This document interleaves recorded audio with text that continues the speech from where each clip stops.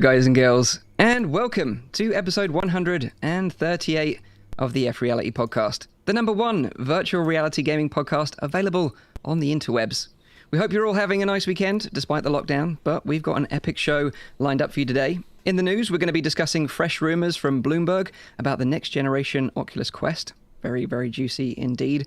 PSVR has had an epic week of announcements with some hints at new VR motion controllers in the works for a PSVR 2. We have an interesting interview with one of the team from VRChat about memes, the community, and the virtual market for. And finally, Zim has got some releases for you to get excited about in VR next week. So, before we get into those juicy VR topics, let me introduce you to the team. First up, this guy's finally escaped from City 17, barely making it out alive. Fresh from a fight with the G-Man himself, Snathy. How you doing? Yeah, I'm great.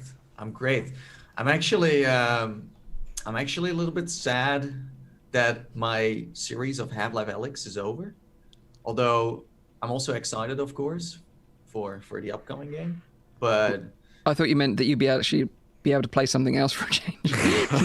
No. No. I'm not done yet. No, I'm like just getting started, man. Oh wow. But it's funny that you mentioned, City 17, because I wanted to highlight my series because I've been working on it for so long.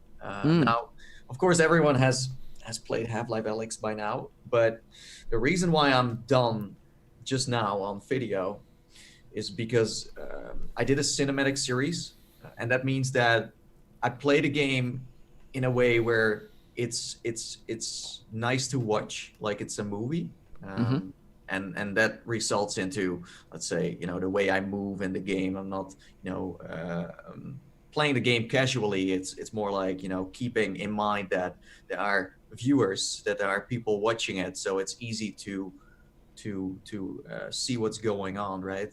And that takes time. Next to that, I was able to pretty much cover everything this game has to offer that makes it unique, that makes it stand out. So we're talking about, hidden secrets, Easter eggs, certain gameplay mechanics, playing around with the physics, testing out everything that is possible with this engine, and diving deeper into the story, talking about what could be happening next, or like really taking people with you on this adventure. We have a question from the chat actually about that. Aspen Darkfire asked, do you play act as Alex? Voice a bit like well, it's like the video series I did is not necessarily me role playing as Alex, although there are moments where I feel like I am Alex, and then I also respond with her to certain things. Sometimes we had the same reaction at the same time. Do you identify as Nathan, or do you identify as Alex? Yeah, that's a good one. It's like a mix, Sometimes I play the game as myself, and then I talk about things I like or things that I want to share. But it was a mix of two. But I'm very proud of this series. If you want to see someone play it in a way you have never seen before, because I feel like it's the only series on YouTube of someone playing it the way I did.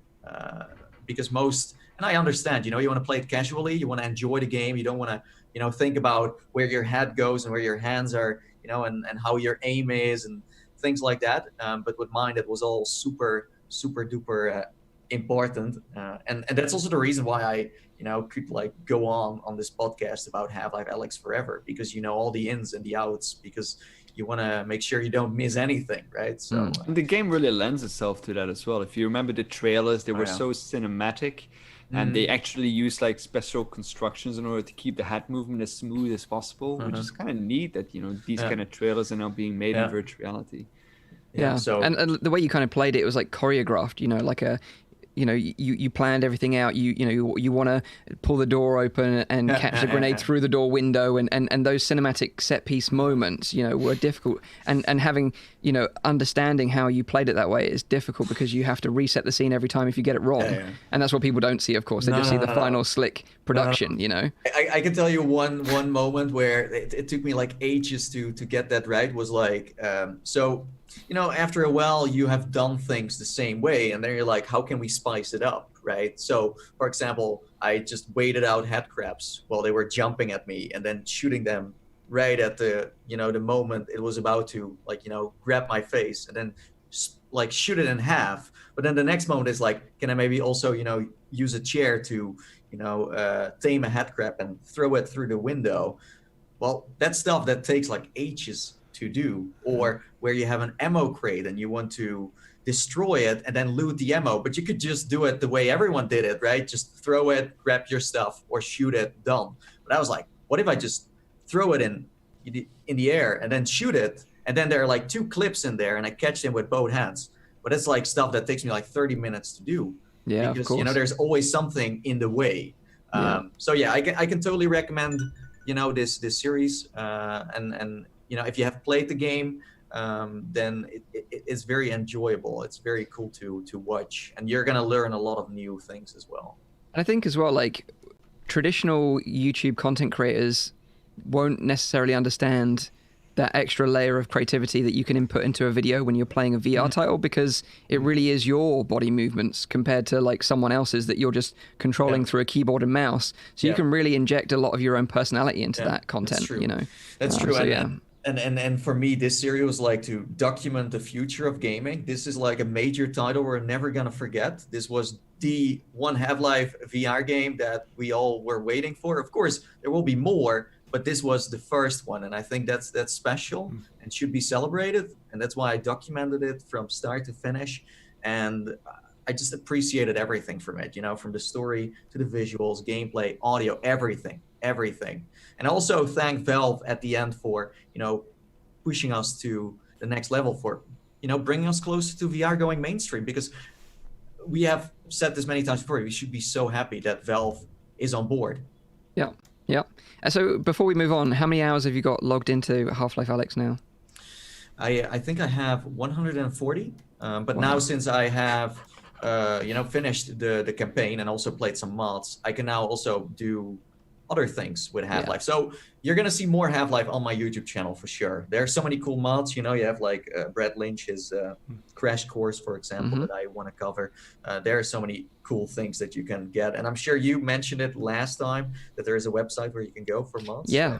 I'm actually going to be talking about it as my highlight, actually, so I'll save it. Nice. I was going to say, Nathan, you talking about this reminds me of the Rooster Teeth guys, and when they like first stepped into machinima, and how many grueling hours they'd spend, you know, with an Xbox controller and Halo, trying to get the grenade toss right or whatever, the right positioning of the characters, and not only doing that the first time, but actually having to revisit that, you know, like 10 years later for like the 10th anniversary where they specially upgraded it, having to get all the angles of the characters right, because, you know, like super fans are going to pick on you like crazy if you don't.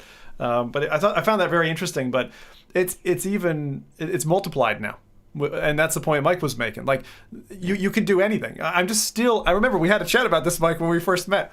I'm surprised someone hasn't done a more hardcore, totally off-the-wall, like creative, like machinima series focused on one game or a series of games, but it's rather the characters that you connect with, you know? I think the closest we've got to that right now is like Josh Dubb and the boys. Yeah, his crew. You know? Yeah, the boys, exactly. They are definitely the closest, but I don't see many, and I was expecting to see like oodles of these, because it's already been proven that it works very well and the internet loves it. So but that's also the reason why is also because VR is so new, and most games don't offer certain tools to do that. You know, and same with like Half-Life Alyx. It's me getting creative with, you know, the way I play the game. It was more me moving in a certain way than it was, you know, using certain camera angles and stuff, because those aren't present. You know, I didn't get the tools to, you know, change my field of view to a way where it looks extremely cinematic, or, you know, I color corrected everything myself. I moved the way I moved, you know, I was able to master the thumbstick like no one else, because, you know, the thumbstick in combination with your head movements, that's so hard. You know, you can never master that. It's just super hard. You just got to do it and hope for the best. And I also think that, you know, the tools that are present in game, just not a lot of games support that. You have Pavlov, VRChat, where you have a full body, but a lot of games where you decouple the camera, you literally see nothing except for like a floating head or something like that. So I do think that is something that, in case like developers start inputting that more into their games, then I think that will see more of that kind of stuff. That's true. So yeah, that's my Half-Life adventure. But I really enjoyed it, and I am planning to go back and play the other Half-Life games because, I'm from '94. I didn't grow up with Half-Life. For me, Half-Life is not only this, one of the best video games ever made, but for me, it's more like one of the best VR games ever made, and that really, kickstarted this whole like future of video games. What you should do is you should play them in backwards order now. You started with the latest one. You should play. That's gonna be weird, man. No, you shouldn't do that. But yeah, enjoy, because if it's your first time playing as Gordon, then I think you're gonna really enjoy it. For sure, yeah. So anyways, let us know in the chat what you have played as well. I think you legitimately need... I think if you're going to be legit, you need to go back and you need to play with the OG graphics, not the HD models that came in later, because it's a totally different experience to see those like old GoldenEye hands and everything on the characters. It is special. Yeah. Break out your old Voodoo graphics card, get rid of your 2080 Ti. Oh my God. You don't need that anymore. Yeah. But nice. Awesome. Glad to see that you finish a series though. Really, really cool. And like you said, it is an achievement, doing something for so long. It feels like it. Yeah. Nice. So this next guy, he eats pixels for breakfast. He eats, sleeps, and breathes gaming, and loves to explore all the metaverse has to offer. It's VR streamer, Zemtok5. How you doing? And what's been your highlight this week, dude? My highlight was parenting tips 101 for anyone. No, being the only dad here, I this was a struggle week for me. I had 3 shows out of my 4 canceled, and it was like, it's one of those weeks. You have weeks where you're like so glad to be a father, and there's weeks where you're like, why did I ever do this? But anyway, it always comes full circle around. You end up loving everybody again. But there are tough times, and this week was like one of those. Like I had 3 nights in a row where I was there, green screens up, lights going, all that kind of stuff, and like literally 5 minutes to go. 3 shows in a row. It's a bit ball breaking. So those interruptions, they happen. But finally, yesterday I got a chance to play Pixel Ripped. I'll talk a little bit about that maybe later on as I cover it in the releases. But my highlight would be. We have our monthly what we call Sim Racing, which is sim racing in an Assetto Corsa, and I even did a second bout of that later in the middle of the week, and it's just so much fun to drive. I don't know what it is about VR, and it's kind of like you can look at the different pockets, people who play Elite Dangerous or Flight Simmers, but people, once you get into that, I remember Mike making the transition at one stage where it's like people will look at you funny because it's like, okay, they're the ones who were like in their special corner, they got the special equipment, and like we leave them alone. But I think they look funny anyway. Thanks, Rowdy. But like once you get into it, and it's that extra level of immersion, and the social aspect of gaming for me has always been a really important one. And I think that 6 going on 7 years into VR, like I'm still kind of frustrated that it's not smoother. And I know we're talking a little bit about that later in a few topics we're talking about today. But you kind of wish that there was less friction with VR social at the moment. Like you just flip the headset on, and oh my God, there's 2 or 3 people hanging out, and you can just connect. But it doesn't work that way today. And so for me, the closest thing is taking this clunker age-old game Assetto Corsa, which is like it's like a Skyrim or something like that. It's so easily modded, like a huge landscape. You could ride in lawnmowers if you want. And I've been asked to do that. As you guys know, I'm a server admin as well. But just being able to do that and have fun. But then there's like stuff in that I know Rowdy would gripe about, and we always talk about, which is like, I'm in my car, and this is like being in a film, like a race film, one of those dragster films, and I can't even turn my in-game character head to look at the other racer, right? And it's like these simple things, or see their hand out on the wheel, like give you that real like bro style immersion. We don't have that today. So you want to feel it. You want it to feel more alive. Yeah, it just, and like the social side is great. You guys know it. You can take a shite game and you can pump it up with a friend or a couple of buddies or whatever, and it's so much better. And actually, it's a bit like Mystery Science Theater 3000. You can get loads of fun and comedy out of that. And that's what I get out of this like monthly connection. And it's just, for me, it's like it's become a religion. That's a large part. It's become a religion. And I don't know, I'm curious, like, what do you guys do for your, social VR go-to? I was curious to kind of bounce that question around. VR game too. I don't really have one because I'm not really a sociable person, believe it or not. I prefer experiencing stuff on my own. I love just getting engrossed into a story and exploring a single player story game. I'm not like this is the thing. Like everyone this week has been saying, "Oh, go and check out Echo VR on Quest," and I think it's probably going to be amazing on Quest because it's wireless. But I just I'm not that competitive guy, and I'm not that kind of social guy either. Like every now and again I'll dive into like Pavlov, I'll have a great time, but I don't have that urge to keep going back to it. Do you know what I mean? Yeah, I still remember when we did Firewall. That was amazing. That was really good. It was an amazing experience. Yeah. I don't crave it. It can feel like also like a certain pressure to it because you're playing with strangers and you have to interact with them because it's an online multiplayer, and then the fact that you also have to perform.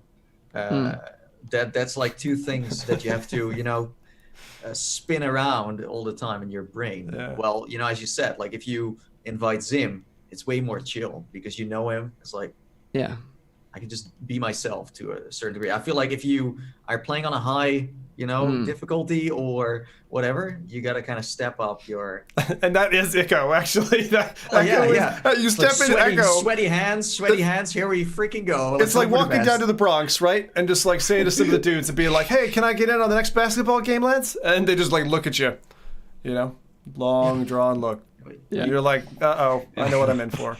Like, but it's you nice. Already know my answer to that question. I mean, does it start with a P? Does it start with a P? I hate people in general. So I mean, I'm with Mike on that one. I love playing with people that I know, but if it's people that I don't know, then I'm always a little bit like, nah.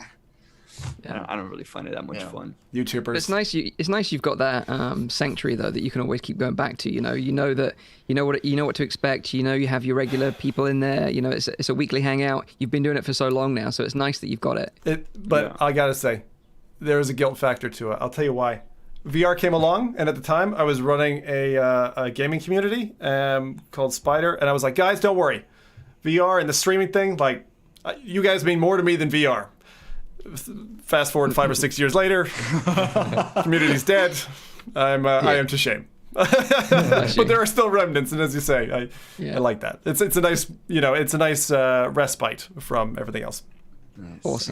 Awesome, nice. If you want to join him, just feel free to reach out to him. I'm sure he'll welcome you with open arms if you're into that sort of thing. Instructions if you want, and you want to download tracks and stuff. It's just zimtalk5.com/AC for Assetto Corsa, or like the weather we've been having in the UK, air conditioning. There you go. There you go. So next up, you can take the scientist out of the lab, but you can't take the lab out of the scientist. He's the big brain of the podcast, of course. Rowdy VR. How you doing, dude? You all right? I changed my name. My name is now XAsh812 Guy. Very nice. Wow. Yeah. So I wish to be introduced like that from now on. I'm joking.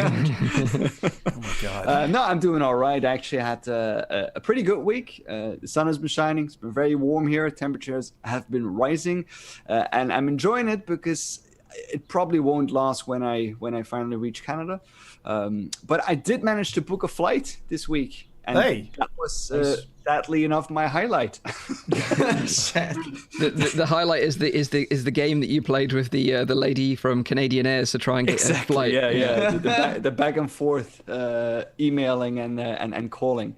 Yeah. But no, that's the thing actually that I have been busy with this week is trying to book a flight, and it seems as if this time is going to work out. Of course, I need to keep my fingers crossed because I'm only going to cheer when I finally get there. Yeah. But yeah, I mean, when you say like reaching, Canada, it just like comes up in my mind where you try to make a rubber boat or like a boat out of like ice cream sticks and try to get. I think it would be easier to do it that way than it would take a while. Do it like that now. I mean, it's been crazy like these past couple of weeks or months even, especially for me since everything was like planned.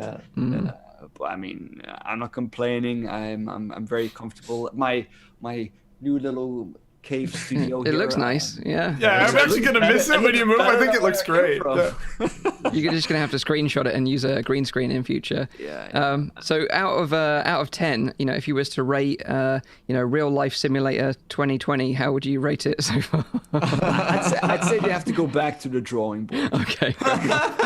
Fair enough. Nice one. But glad to hear that you've got a flight and that you'll be on your way to Canada fairly soon. But you're still going to be on the show, so don't worry. Yeah, of course. Rowdy's not going anywhere.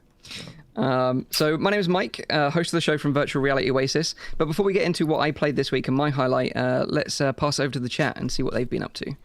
Yes, so we have Watto UK, who watched a few movies in big screen.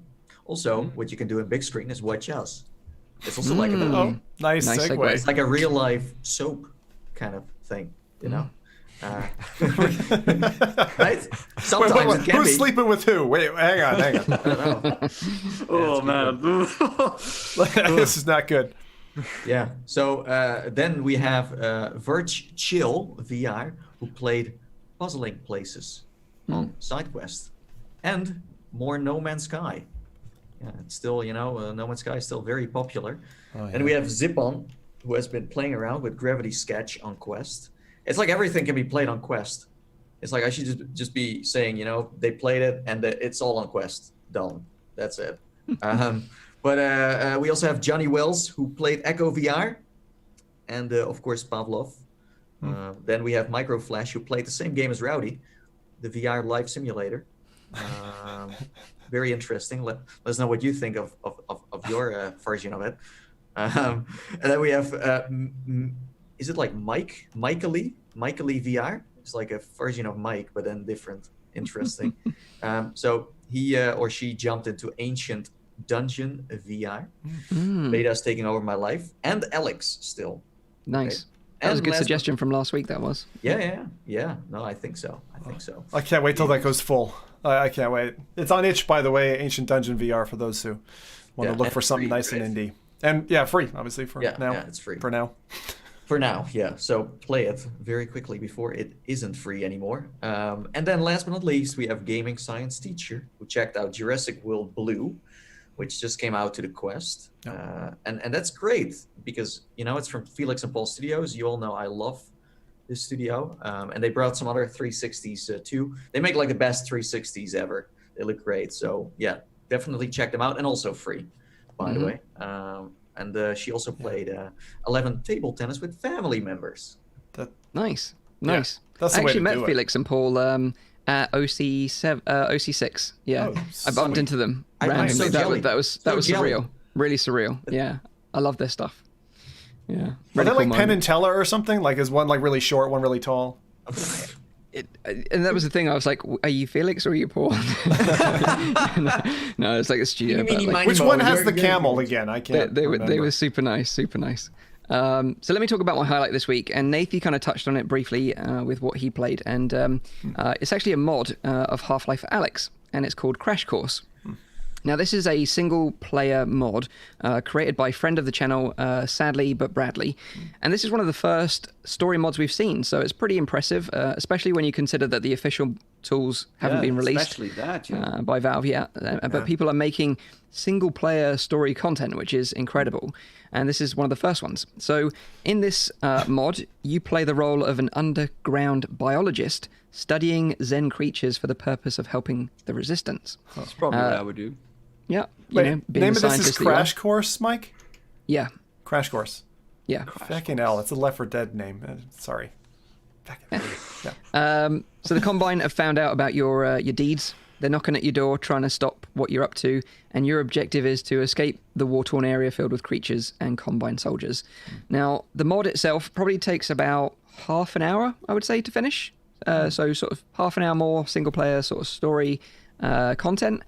It includes like scripted scenes, large open areas, got intense firefights with like Combine soldiers, and it's also got puzzles in there as well. Also loads of resin to collect to upgrade your weapons, just like the original game, which is great. And I checked it out recently and I played it all the way through to the end. I won't spoil anything, but the end is really, really cool. It does pay off. And I just think it's worth mentioning because I think if you've completed the game like Nathie and me, or like you completed it multiple times now and you're looking for more content, you just want to go back and shoot some Combine in a new setting, then it's free. Go check it out. Brad is actually working on his second mod right now, which again is going to be more story content, so expect more content from him soon. But if you're interested in checking it out, these mods are available for free. You can download them and get the instructions on how to install them, which is super simple, from alexmods.com. It does set the trend further, like the original Half-Life had like a badass scientist, and now again we have like a badass scientist in this.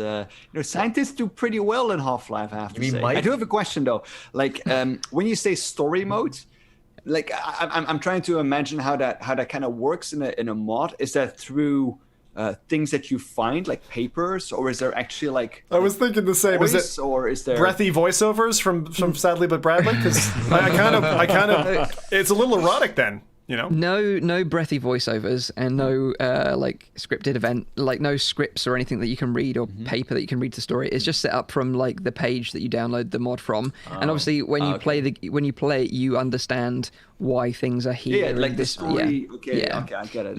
Environmental storytelling. That's it. Yeah, environmental storytelling. Good point. It's funny, like talking about scientists. That I've heard a lot of people say that Mike actually sounds like this one scientist that screams in the first game. And then, when I looked it up, because I was like, people always say like you sound like all kinds of stuff. Like I sound like that, that Mauser Red from Anastasia. I don't know why, but that's not true. The mouse because from Anastasia. Yeah, I don't know what his name is, but Bartov, the Great. Wow. I know the show. So anyways, let's not go too off topic into that kind of stuff. But I was looking it up, and I can actually say it's true. Mike does sound like Mike, can you do it for us? Just blurb one out. It's like this very cute scream that he does. I can't. It's like, you're just gonna have to watch the my Half-Life playthrough video. I do it more in the Quest version of the Half-Life mod. So if you want to watch that, you'll see it. But yeah, so that's Half-Life Alex Mods. Go check it out, alexmods.com. Let's go straight into the news. So, first bit of news this week is super juicy. An article from Bloomberg was published this week with supposedly leaked information about the next Oculus Quest that's currently in development right now. This leaked information apparently came from a source close to Facebook and provides some details on what we maybe can expect from the next Quest headset. So the plan is I'm going to read some of the key points from the article, and then we can kind of discuss our thoughts on each section. So I'll do the little introduction. So this is how they start the article off. The social networking giant is working on multiple potential successors to the Quest. Some models in advanced testing are smaller, lighter, and have faster image refresh rate for more realistic content, according to people familiar with the matter. These headsets also have redesigned controllers, said the people who asked not to be identified, discussing unannounced projects. The company hasn't finalized which new version of the Quest it will release, and the final product may have different features. Facebook originally planned to launch the new model at the end of 2020 around its annual Oculus Connect conference, but the coronavirus pandemic could delay the headset from shipping until 2021, the people said. So let's talk about that bit first, because this would suggest that this headset's obviously in development, maybe multiple headsets in development simultaneously. They haven't quite chosen the final form yet, but it was potentially going to be due for release at the end of the year at Oculus Connect. But this is the thing, like, I think it's unlikely that probably was ever going to happen, because historically that's never happened, right? Normally, Connect is an event where they announce products and then they release them much later, normally sort of 8 months later in May. Or it's usually separated by half a year, announcement to release at minimum. True. Well, GDC March. Didn't happen, so we don't know what could have, been there, because the Rift S was, the first time we actually could try it was at GDC, right? And it's a good point, because the information that originally leaked around the Del Mar code name, which was through the Oculus developer portal, which we discussed previously on the show, was around GDC. Yeah. So it could have been that it was going to be unveiled at GDC and then sold and released, as a final headset at Oculus Connect. Potentially, maybe that was the case. But I think certainly now that things have changed, we'll likely see an announcement at OC7 release this time next year. Yeah, interesting. I don't know. It's bizarre. I mean, you guys know I've been pitching for a long time on the revision of the Quest because I still think that Oculus is following in Apple's footsteps in a number of things. Everything from their advertising strategy, pricing approach, release strategy. It just seems like they're just mimicking, right? And that seems to be working for them. So I would expect that to continue. So do you think it's likely that they would have released one by the end of this year? I'm kind of with Mike on that one. I mean, it seems bizarre that they would have. I mean, it makes sense for Christmas. That's the only thing that I can say. They might change their history because the thing is, don't you think when you have something so popular as Quest, right? That's done so well out the gates. You want to sell more of it. You want to feed the demand. It's supply and demand again. So I can see why it would make sense. Can we pull it back a quarter, sell an upgraded version? It's not a brand new product. Break the cycle. So I could buy it. But don't you think that, considering the popularity of the Quest, that they could easily run this Christmas still with this production, just amp it up, bring more Quests in, and have the Quest 2 releasing the year after? Because I think if they have a lot of Quests available by Christmas, the end of the year, that they'll probably sell them. But if you think right now, like with manufacturing struggling, and if once that does ramp up again, they think, well, maybe we can just start churning out the new headset instead. I don't know. The question is, right, the things that drive a product's makeup is often the cost of the subcomponents. Like you said, the manufacturing capability. In other words, having the tooling, you've got your manufacturing flow ready, you've got you've done your production runs for whatever, a month or two, everything's coming out all right, it's passing the mean time before failure tests, you're ready to launch, you get your FCC approval or whatever in market, and then you're good to go. So Rowdy, your question was, would it be possible that they would still launch that this Christmas? No. Or no? Like, my it wasn't a question. I was just like, like wondering, like, isn't it smarter to wait for another year because the popularity of the Quest is still so high? They could still easily go through this entire Christmas just selling a massive amount of Oculus Quests. Yeah. If they could cut $100 off the price tag and do that, no problem. And they did that with Rift. They hung onto the Rift for multiple years, multiple cycles, well past when they could have engineered to another version, and they chose not to do that. That's true, but the only big difference now is that we are living in a world where a pandemic is going on. So things that were usually logical are now different, and they have changed up their plans in some way. But it also seems that this new headset will probably be sold side by side with the original Quest as well. And like you say, that would make sense. Yeah.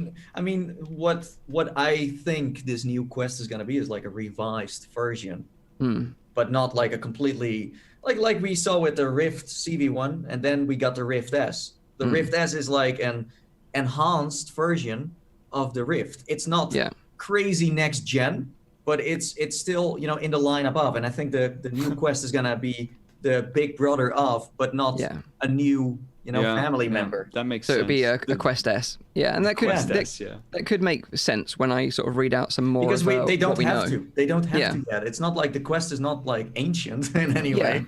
Then again, there was a new mobile processor available as of recently. But that was the point that I was trying to make, was because time has moved forward and the availability of those upgraded subcomponents, again, the price of those, again, I can't say they're going to have dropped as normally time would have suppressed that, because again, you've got this manufacturing cycle that's going to cause all these funky things to happen. Like Nathan said, it's chaos right now. You can't guess how many with this many variables on the change. But I would suspect they would become available for cheaper sooner than that. It might feel like, because we've all been through a time teleport. But at recently. the same time, they now have the advantage of having the data of selling the original Quest, so they probably know or have some kind of ID, like what kind of production they need to produce with the Quest S or the Quest 2 or whatever. But like an upgraded version will be good for everyone, because developers have been asking for more power.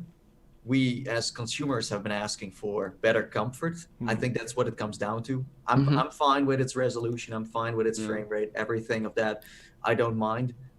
Comfort is like the main thing that I want to change. If, of course, with that, they have the opportunity to then just change up everything, and they should, because it's smart. But then again, who knows what they come up with? That's the thing with these kind of products. Like, there could be something that we don't even think of that they're actually trying to implement now, or that we don't even think is possible. But that let me go. I was gonna say we're on to the next node here, aren't we? Let me go into more details of the article then, because it does give some hints at what they're working on. So it says some versions in testing are 10 to 15% smaller than the current Quest. In addition to being lighter. So this makes the headset more comfortable to wear. And the existing model weighs 1.25 pounds, which is too heavy for some users wearing the device for extended periods. The models in testing are closer to a pound, a person said. For the new Quest device, Facebook is testing the removal of the fabric from the sides and replacing it with more plastic like the current Oculus Rift S. It's also considering changing the materials used in the straps to be more elastic than rubber and Velcro currently used, according to people familiar with the matter. I fucking hope they get rid of the Velcro, because the Velcro is the number one failing point for me on the original CV1. The Go is kind of patchy right now, but I don't use it as heavily, and then I'm sure the Quest will go as well. Velcro is hard to repair as well into those straps. Like, you can do a sewing job on it, but I'd be glad to see that go. I wouldn't want to go back to an elastic head strap like the Go, though. This is what they're suggesting, like ditching the rubber and going to elastic. I don't want that. No, but are they not talking about the connectors? You know what I mean, like the where you resize it to? That's what I was thinking. I wasn't thinking about, like, the back mount is. I agree with you. Almost ideal now. Like, it's very good. I think so. Yeah, and it says they're detachable. The materials is a point of feedback that keeps coming up. I see it all over the place on Reddit and that, where they're saying, my Quest, how do I wash it? Like, I'm sweating into this thing. It's sold as an exercise device to some extent. Like, with the fabric, because it soaks out. Even if you have something like a VR cover on it, you literally permeate into the, like, base fabric of the headset. And what are you going to do? You can't put that in the washing machine? Well, you can try. The problem is, like, the inbuilt audio is, like, right in between the straps that you can, you can't just detach it right now. I think if they stuff the back with, like, foam, like we have seen with other headsets, I think that would be nice. Maybe they are going for, like, a PSVR kind of style, like the Rift S. They just use stuff from that. I hope not. I don't like that strap. Maybe we just need a headset that is not only 90 degrees, and a refresh rate of 90, but you can also wash it on 90 degrees. 90 degree heat, 90 at 90 with your sneakers. Oh my god! Like they could also maybe shift the weight, because I think the weight that the Quest is, as of right now, is it's quite heavy, but that's also because it's all on the front of your head. Let's say the parts were on the side or on the back, that would be better. People have been saying, like, but then I can't watch a movie in bed. But how big is that, group doing that? So the lying down, it matters, actually. I noticed it quite. I mean, you don't lie down a lot, to be honest, with a headset, like you say, right? It's the people who do sound self and watching films in bed or whatever. True. Like, I also don't know if they care really about that group doing that. I think there's a lot of people doing that. Yeah, thank you, Rowdy. Thank you. The form factor, I think they've actually, since the Rift launched, right? They've got a very good form factor. I think the Quest has one main problem: total weight of the headset and front the front Heavy. load. It's just it's an imbalanced headset. And actually, for me. Yeah. I've talked about it before. I'm not hugely, like, welcoming if they move the battery to the back of your skull, because I'd like. And the charging port, like the charging port is awkward as hell. Oh. Yeah. So more balanced head strap is. But I want the two audio jacks to stay, because that's really cool. For creator reasons, they're really handy. Sadly, we don't have any details on that, but we've got some details about refresh rate, which Rowdy touched on.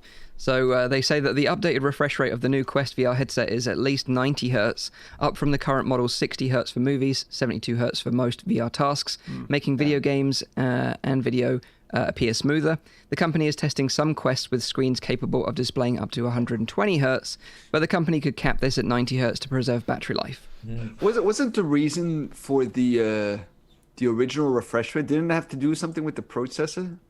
It was to do with battery life, and I think Carmack touched on the fact that the current Quest could go up to 90 Hz, but they only got FCC approval for 72 Hz, so they would need to go and get reclassified. Okay. Yeah, that makes sense. And he was hoping that some of the modding community would find a way to unlock it. He kind of hinted at that during his keynote, but no one's done that yet. So Carmack's disappointed at home. So most importantly, does this really matter in the bigger picture for someone? Because I don't mind to play a game on 60. I don't mind to play a game on 72. I don't mind playing a game on 90.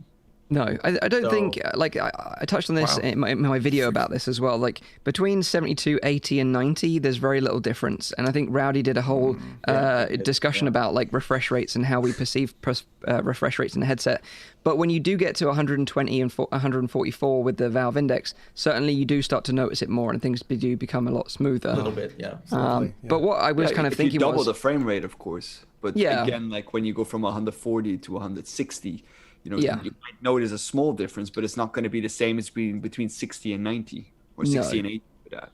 No, but like when, the thing is, returns.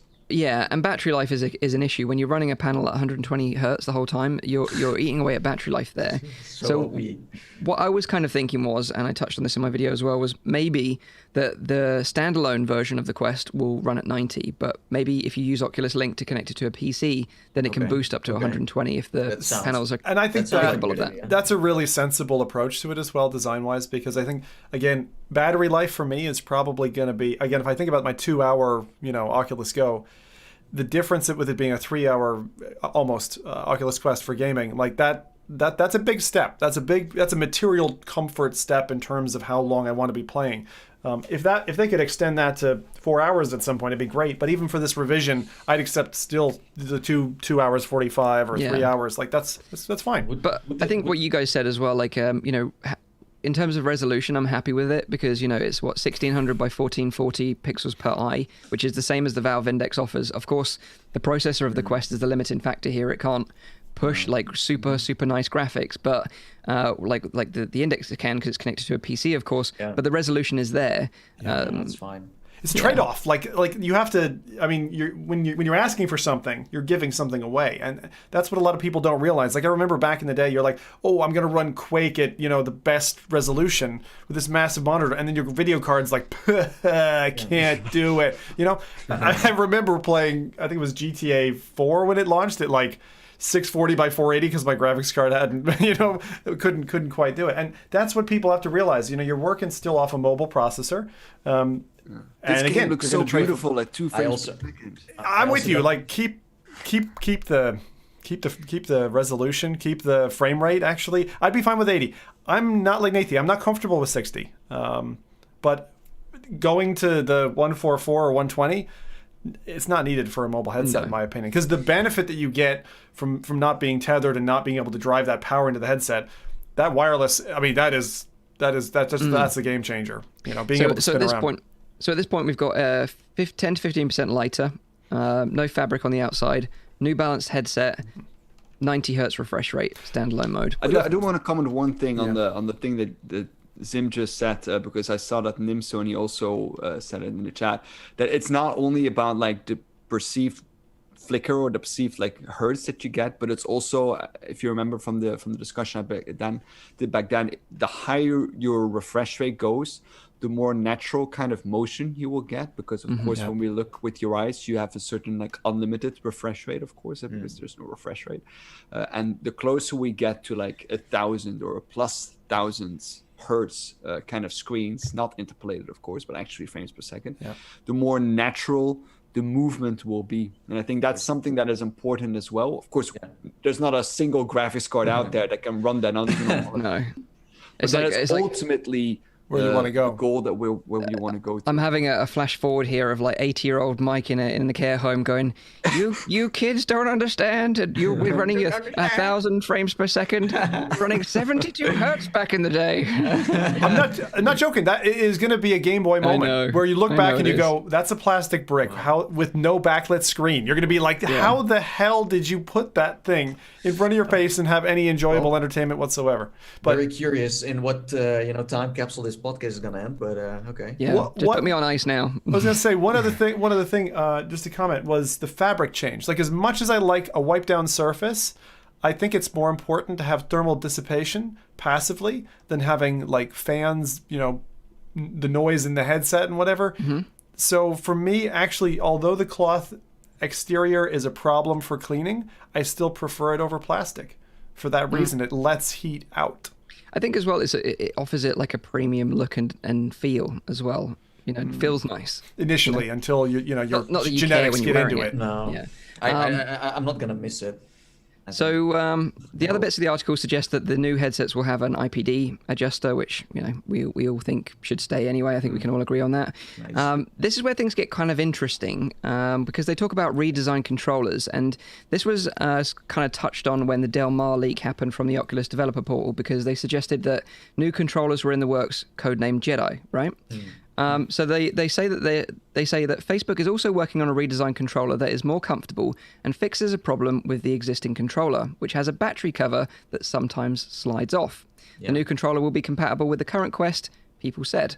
So the battery cover, like you guys, we've talked about this before, it does slide off when you're playing Beat Saber. I use like the Mammoth grips, so it's completely blocked. You can't sort of slide it off anymore. But obviously most consumers won't do that. I was going to say I fixed it by stop playing Beat Saber, but yeah. I just fixed by gluing my entire, oh no, then I can't recharge my batteries. Wait. But that's a double-edged sword. I actually like how easy it is to get at those batteries.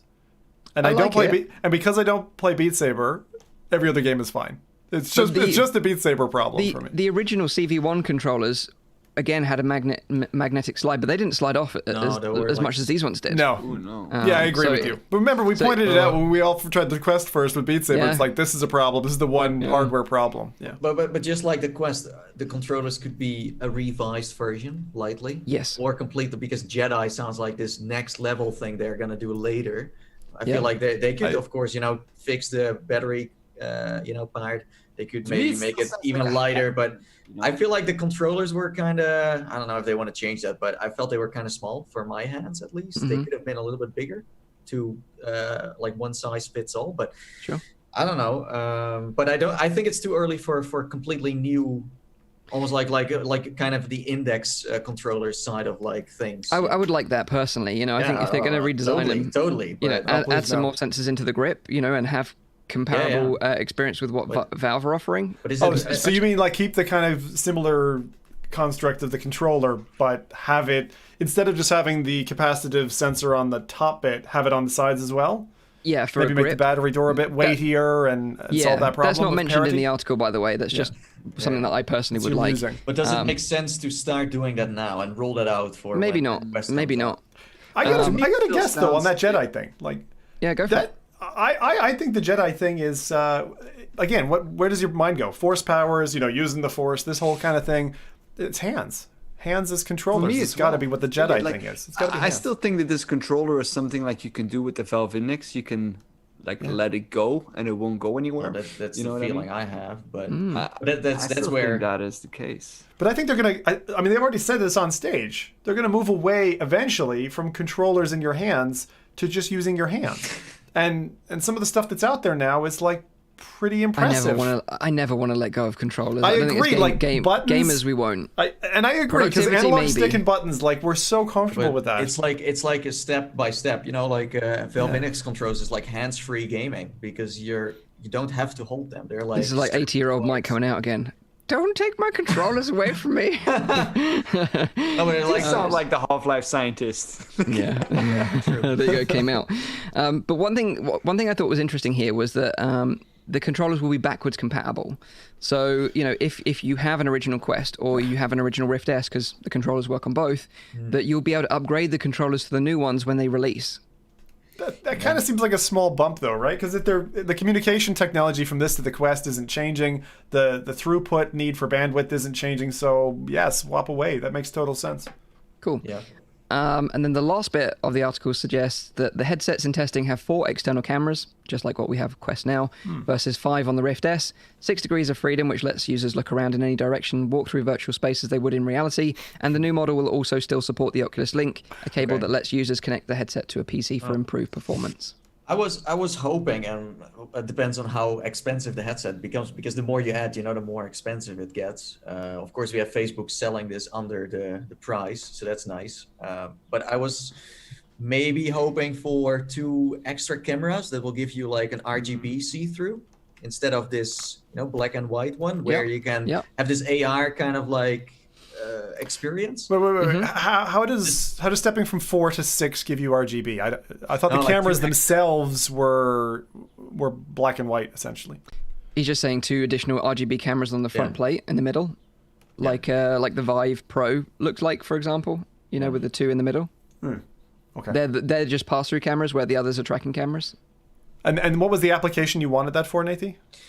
Well, I mean, first of all, like setting up your play space once again, but also having what Rift S kind of has with this, dashboard that you can then spawn into your room. So kind of have this crossover of, VR meets AR kind of. Yeah. So you can do that with Quest now, but I guess you just mean in color and in color, more realistic, because it's kind of like you're in this dream state of I don't know. Yeah, I know what you mean. The software fixing where they do the whole interpolation of what they think are 3D models. You see that kind of funky like how would I describe it? Like, it's almost like a triangulation or yeah. Everything kind of goes a bit funky for a while ever since December when they pushed that patch.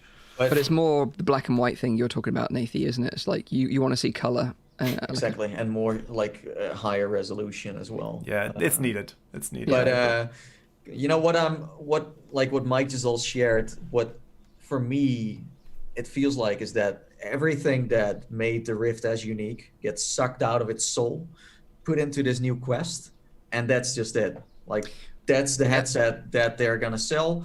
Yep. PSVR is gonna shift into the Quest, and it's now both in one world. They don't have to sell PSVR headset anymore. It's very controversial, I know.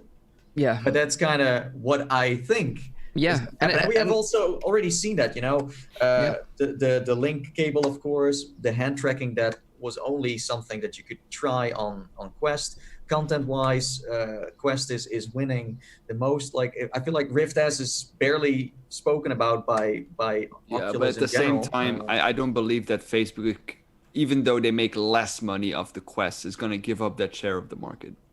I also agree, because they are the most popular headset on Steam. But they don't give it up, because it becomes a PCVR headset and a standalone at the same time. I think what Nathie's talking about is actually the coupling, like what Mike said, right? If you can link into the headset and not on the side hanging out like this, but maybe jack it in the back, make it like a normal VR headset, then you've got what we talked about a year ago, right? You compete with two markets at the same time. A convertible headset.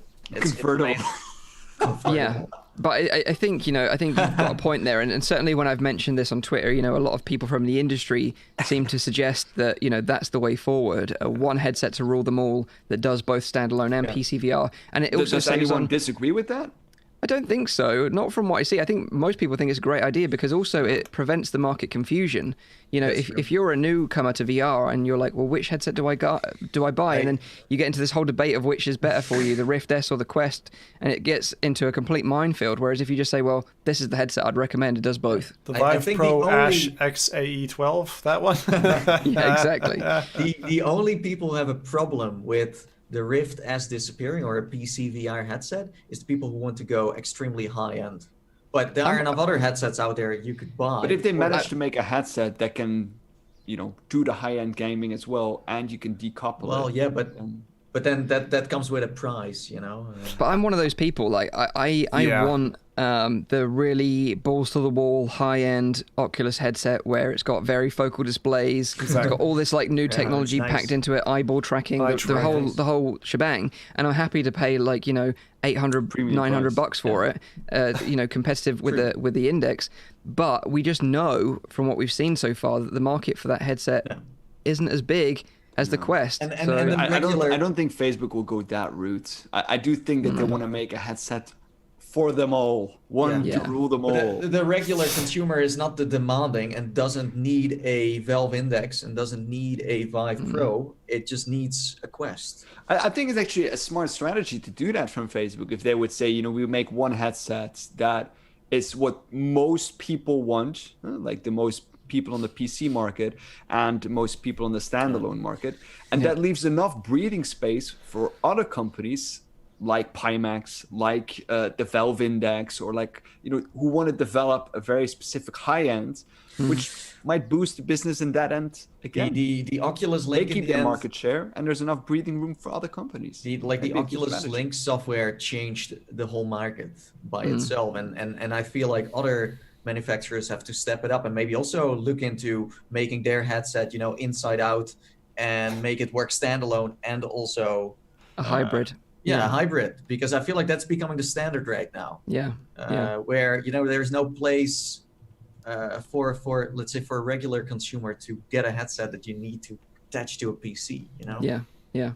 Well, so yeah, that's what we know so far. But of course, Exciting. This is just all rumor. But yeah, exciting nevertheless. But like I said, I think likely we'll hear more during Oculus Connect 7. Yeah, for sure. We know it's going to be a digital event this year, so hopefully we'll hear more then. And likely it'll be released this time next year. But what I also said in the video that I made was that if you've just bought a Quest, don't worry, you're not going to be locked out of any gaming content. It's just that it's going to look slightly better on the new headset. You're not going to have an obsolete headset. It's going to be still usable for years to come. So don't worry if you just bought one, I would say. Wait. On what basis are you making that assurance, though, Mike? Is like what? Because if you look at Rift S, okay, it's not a complete successor to the Rift, but it uses the same store, and I can't imagine that they're going to create a whole brand new store for this new Quest. It's going to use the same pool of content that the original Quest does. But how do you step away processor-wise though without? You know what I mean? It's just going to run the game, the same games at 90 hertz. That's the real difference.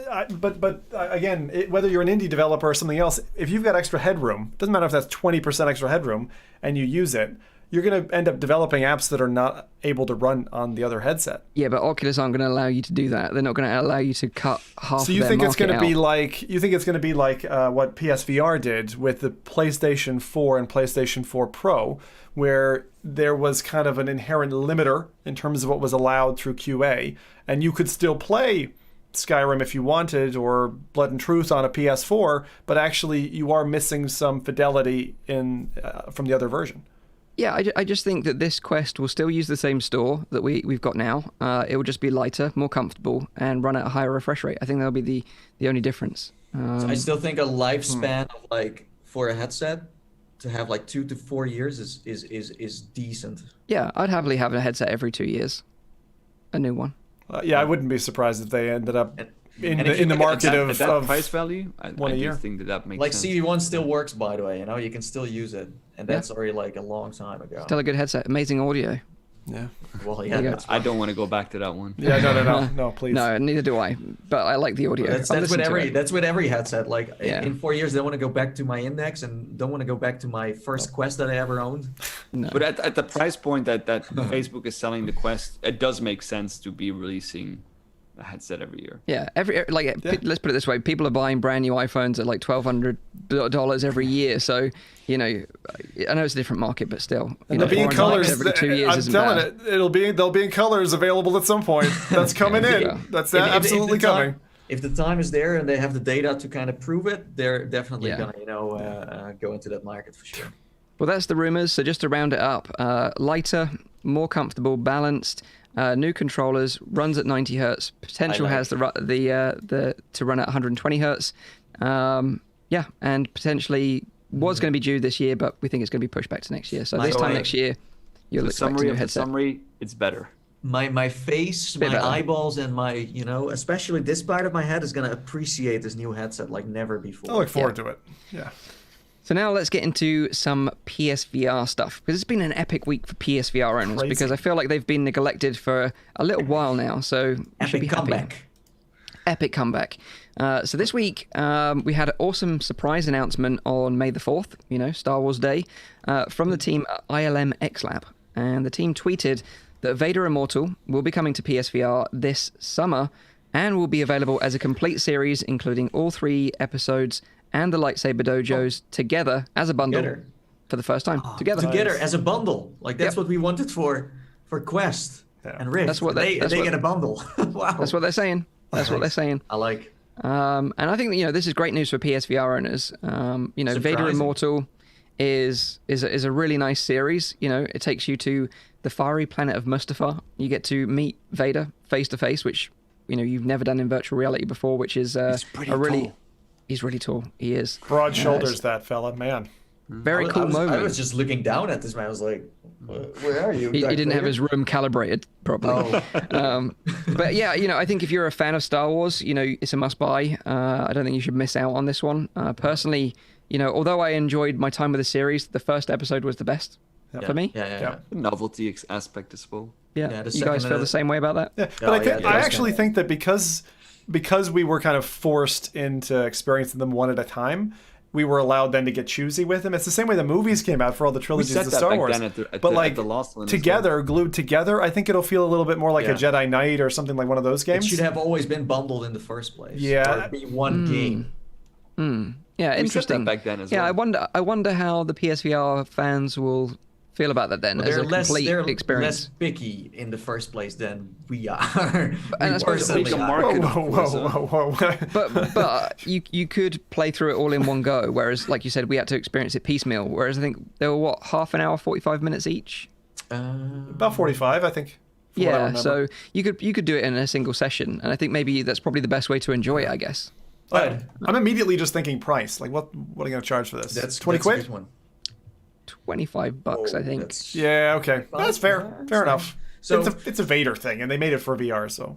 So what I have been seeing because this was a surprise. Like, did you guys ever expect this to come to PSVR? I was like, this is, Oculus exclusive. That's it. Yeah, that's the most interesting thing about this, actually. Yeah, and then people started talking about, again, this, what Jason Rubin wanted is like sharing titles. He wanted to have Resident Evil on, the Rift, and then they would get something in return. Like maybe Vader Immortal, like trading.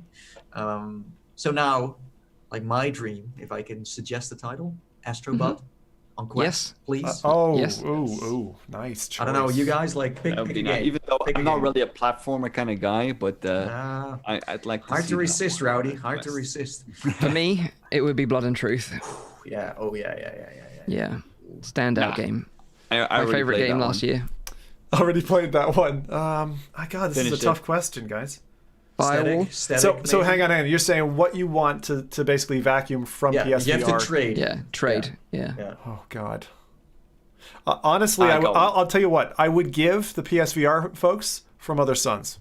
That's what I would do. And I want not contractors. Firewall. I want Firewall for Firewall on a Quest. Fecking yeah. Well, they're making Solaris, which is their next game from that studio. So maybe it could be as good as.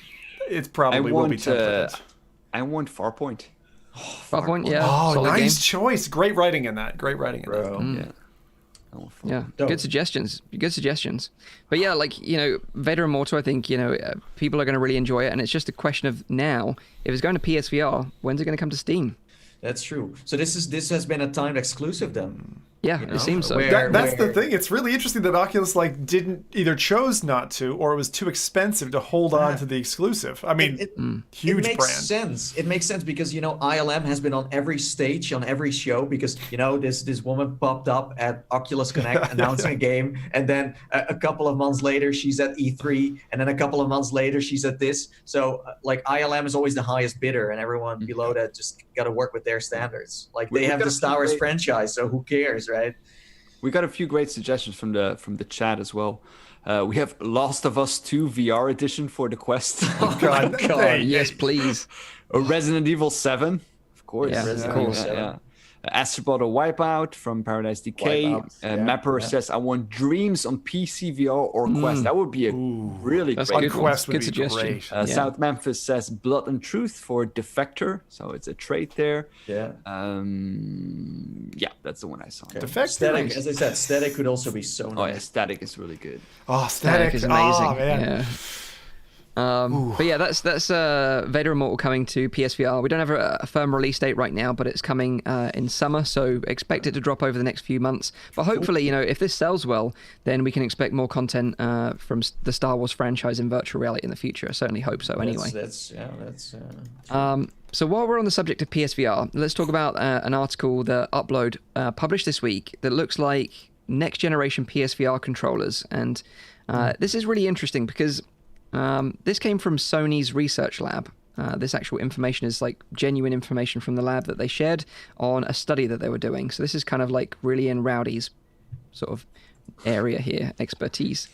Because as we all know, the PSVR, as much as we love the headset and the platform, and it's still getting amazing content, the tracking and the Move controllers are really starting to show their age, in my opinion anyway. That's an understatement, actually. Yeah, I was going to say, I actually, for the purposes of the podcast, I fished out the original Sony PlayStation Move trailer, and I'm going to roll it. It is great. It's from 2010. It's from E3. Wow, is it really that old? 2010. Is it really that old? And I was trying to find that out before the show, but I couldn't find it. I couldn't believe it. I was you have to say at that time they were revolutionary. But guys, you gotta check out this trailer because it's like, as it's rolling, they do all the VR stuff. Like it's all what we wanted to do with a VR motion controller, and it's 10 years ago. It's like it's amazing. I'd never seen this before today, so very excited about it. Anyway, it's cool. So yeah, this research paper that Sony released, it was from Sony Interactive Entertainment, and it was titled Evaluation of Machine Learning Techniques for Hand Pose Estimation on Handheld Device with Proximity Sensor. I think this is a direct translation of maybe like a Japanese paper, but that's the name of it. And it was accompanied by a video, which we're probably showing now, which uploaded as well. And as we can see in the video... Uploaded? You mean re-uploaded? Re-uploaded, fine. Re-upload VI. So they shared this video, and basically in the video you can see each hand pose is being detected pretty accurately, and this is all being done without the need of any external sensors. It's all being achieved with sensors in the controller itself, which is pretty impressive. Sort of similar tech that we've seen with the Valve Index controller, with that pressure plate and sort of estimation of where fingers might be in relation to that pressure. And it seems like they've been working on this for a while, like, it shows what they've, you know what I mean.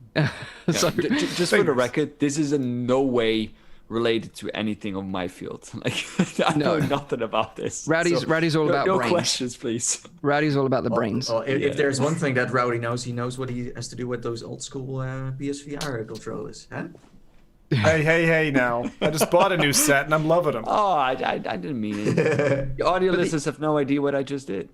But the impressive thing is when you look at how the joints are moving, I think this is where the machine learning part comes in, right, Rowdy?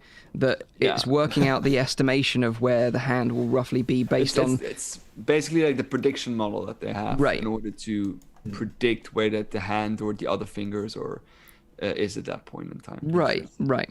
And then later on in the video, it shows the controllers being paired with like Vive trackers and a Vive headset. They're obviously doing like proper testing with a headset that's available right now, just interacting with a basic scene with some blocks, so they pick up, block up, and stack it up, just like we can do with any other controller on the market right now. But interestingly, what I find so impressive about this is how natural it looks when you see like the very rudimentary hands like moving, like the positioning of the fingers. It feels it looks very natural, and I think that is like a great example of like the algorithms and the machine learning that they've applied in this. To me, it looks like H3 VR. Lots of sausages. I just see hot dogs everywhere. But it's true though. But if you look at like the position of the fingers that are not performing the action, I find those positions look very natural, which I think is very interesting. And I think, like, for example, when he's pointing up, what like the other 3 fingers or the other 4 fingers are doing, it's kind of interesting. And I think that's that's where the machine learning part comes in, I guess, right? Definitely. But interestingly, like because the controller is sealed as such, and the sensors are somehow, they don't explain how they're sensing the finger movement, but they show later on in the video, even with a really sweaty palm and a user wearing a lot of rings and jewelry, that the sensors still work pretty flawlessly and can still track accurately, which I thought was really interesting that they've considered that as well, because as we know, players can get quite hot and sweaty in VR, like we've talked about earlier, and that's something you need to consider. So, but I wear a lot of bling. They're doing a prediction, of course. Like if you do a prediction model, then you can imputate like the data on that specific model. So you have far more freedom in terms of getting something right. And what I think is really exciting about this is that we've talked about PS5 coming later this year, and we've kind of all want a PSVR, and they've hinted at backwards compatibility with the original PSVR, but they've not really talked about next gen PSVR, and this is the first glimpse that we get of they must be working on a next gen PSVR behind the scenes for all this work and effort. And I think that's really exciting, because I don't know if you guys caught the Xbox Series X live stream this week. No? With the amazing gameplay? It was awful. It was awful showcase. It was as dull as dishwater. They had some really nice games, like Assassin's Creed Valhalla looks great, but all it is just increasing the resolution and the fidelity a little bit. We're not to the point where we've got these massive leaps in technology anymore. It's not like the jump from PlayStation 1 to PlayStation 2 to PlayStation 3. They were big jumps. They're getting smaller and smaller now, and it's making the reveals and these kind of big showcases less exciting. But I think when PlayStation comes out the gates and says, we've got a new PlayStation and we've been investing all this money in VR tech and we've got this fancy new headset, these amazing new controllers that can track your fingers, it's just going to blow Microsoft out of the water in the console race. What Xbox, in my opinion, not that matters at all, but in my opinion, is doing wrong is that it's focusing too much on like proven franchises. You know what I mean? Yeah. Like taking something that has been successful and just like putting a bit of polish over that and then putting it back out. Yeah. Well, I think what a lot of people want is not like the same experience, but like something new or something exhilarating, something different. Innovation. That's what people want. Innovation, yeah, right? And I think that you can innovate in a lot of different parts, not only like making your game VR, but like there's so many things that we've seen now, and because virtual reality is new, it's far easier to do an innovative concept. Of course, it's much harder to do that with games, or older games, or 2D games, or pancake games, name it whatever you want, because already so much has been done there. So what you're saying is that the game industry is now so matured in terms of VR that if Xbox doesn't come up with anything VR this time with their new console, PlayStation VR just, can, or PlayStation 5 in general can just, deal a lot of damage. Because with the PlayStation 4, they didn't have a VR headset, but was it like a extremely big deal? But now we're at this point where it's going to be tricky, maybe. I think if Xbox comes out with a virtual reality device, anytime they will still have a huge user base to rely on. But they can combine it with the next Xbox. Yeah, but what I'm saying is, can they still miss out on VR for this console? Honestly, competition-wise, I do think so that they can, because even though the PSVR has done amazingly well, you can't compare those numbers to amount of PlayStation sold or Xbox. Yeah. Still, I do think that they can afford to miss out. But then again, if you can establish yourself in a new market that has proven itself to be worthy, I do think that is a smart way to do. That's the problem for Microsoft. I don't think they can't focus on it right now. Consumers are fickle as well. If I was Microsoft, I would at least put some feature in there. I wouldn't talk about it, but I'd at least put something in there that if I decide to change my mind and I do want to go down the VR route, that console is going to be capable of it at least. It's a Windows box, though, Mike. I mean, look at the original Xbox. I mean, that's there. That's just a software upgrade. I think the only thing that you would be missing would be how do you interface, like high bandwidth input. Are you going to connect it via an HDMI cable? Are you going to do what Sony did and go for a breakout box? But literally, I'm with Rowdy on this one, because I think consumers are so fickle, and it's like if they can come out with a quality product that stands toe to toe or even a bit behind whatever PlayStation has, even 2 or 3 years from now, they're still going to be able to take a big chunk of the market. They're Microsoft.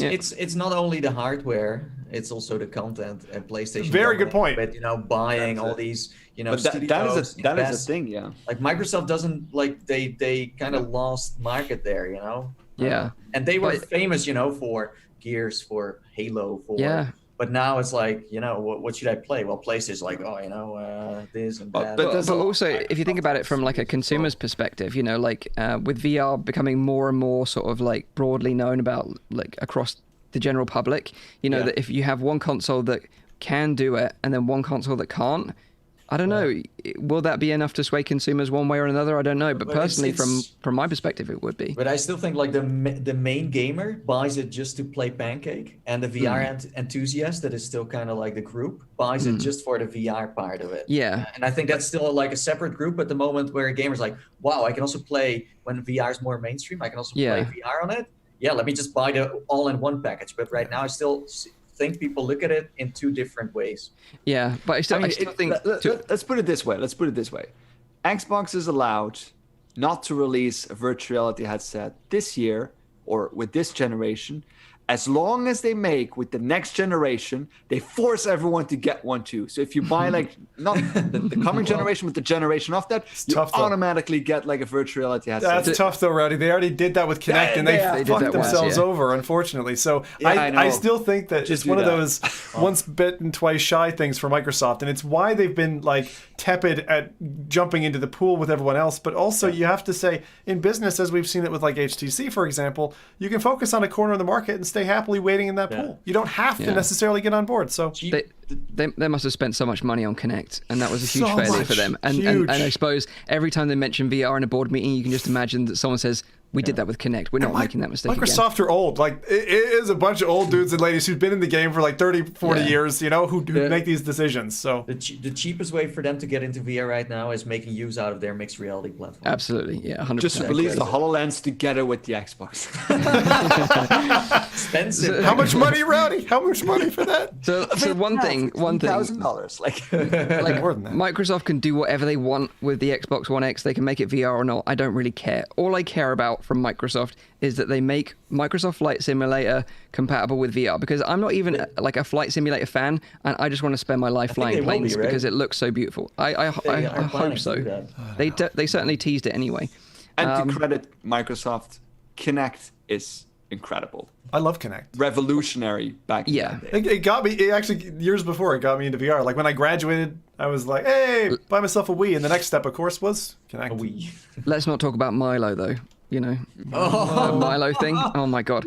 I actually talked to a developer that was on the close to the Milo team. Oh my god.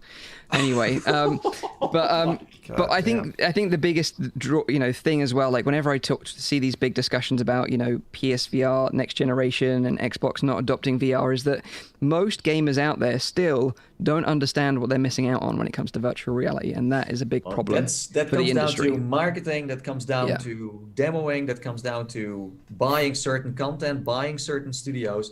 It has almost everything to do with content and not necessarily the hardware. And the price, of course. But also people just think that it's screens in a headset and they're just seeing... because how would you know if you can't market it properly? I know. But it is hard, but it's a case of educating. PlayStation VR has been marketing it always as like this hologram headset on your face. Like how would you even know that there are even screens in there if you can look through it in the trailers?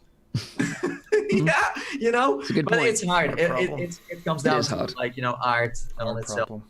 Yeah, I think Oculus are top of the game in terms of trailers conveying what it's like to be in virtual reality. I think they've done a really good job there. They amped up mixed reality stuff with some humor. Those must be there. expensive, man, to make. Yeah, like, they make them all the time. I do feel like they're nice, but they do become a little bit repetitive now. They're always like the same smiley people in there, and then having the room like transform, and then they're like super happy getting into VR. I'm like, I'm just in my underwear, putting on my headset. It's not romantic. It's kind of. I like you say it's not romantic. It's very true. But Defy pants. That should be the slogan for the next. I do like that the cross section of their trailers is always international. Like it's like, oh, that's a dude from Brazil. There's a girl from like Norway or something. They pay attention to that, and it's a very Californian thing to do that. But I like their trailers. It's kind of like it feels like their flavor now, and I personally hope they keep doing them. But like you, that must be a rake of money. Yeah, that's expensive. Oh my! So that is PSVR 2 working on sort of controllers. A hint of it anay. We don't know that for sure. To be alive. But PS5 is still due later on this year, and I would guess, if I'm a guessing man, that the PSVR 2 will probably release sometime next year. Seems plausible. Yeah, I would hope so anyway. I hope so. Yeah. So that is the news. What? Now, no. VR is dead. Oh God. Oh yeah. It is? I didn't get the memo. Sorry. Yeah, I don't know. Well, every week another news article. To be honest, even Forbes themselves are confused because they had one article saying that VR was alive and well, and one article that says VR was dead within like the same week of each other. It's like journalists in the same company fighting each other over. It's like it's like Spider-Man pointing at Spider-Man. Press amazing. F for reality. But I don't know about you guys. Like so many years in this game now, like You've heard it a million times before. I'm not sick just that the VR is dead. Like even this like smattering of little bit news of like new processor, new refresh rate. I'm just like I'm just kind of done with it in 2020. I'm like, you know what? Tell me when your product's ready. I'll play it. But the thing is, like, you know, it works every time because we in the VR bubble get triggered, even that we think sometimes it's funny, but then we still give it attention, give it views, resulting into more money for the website. So it's this cycle that never ends. But for us, it's also content because then we're like, hey guys, VR is dead. Haha, funny. And everyone's like, yeah, like. So it's like this cycle that it's never a horrible ends. cycle. Yeah, I know. It's horrible. So let's stop. Let's end it here. Move on. VR is dead. Just deal with it, okay? All you need to do, and Victor Riddell is in the chat actually, all you need to do is read VR Dizzy's satire articles, and they're really funny. So if you get fed up, if you get fed up of like reading these hate articles or poorly researched articles from tech journalists, then go and check out vrdizzy.com and read his satire versions of these. I love this guy, his articles. Like, he keeps on calling you VR osmosis. I don't know what it's hilarious. For me. I also had this moment where the Firewatch had to, free me because I was stuck with my Pimax or something. And it's like these crazy stories that are just so funny. Amazing. So keep it up, dude. So that's all the news this week. Now we've got a pre-recorded interview that Nathan and I did this week with one of the team from VRChat. This is going to be a really interesting interview, so I hope you guys enjoy this one. So Zim, roll VT. Yeah, let's do it. What'd you call it? Roll VT was a videotape. old school. God damn it. Hey, wait, hang on. Before we transition, who here got that? That's what I thought. Yeah. Show my age. Back in old. All right, let's go.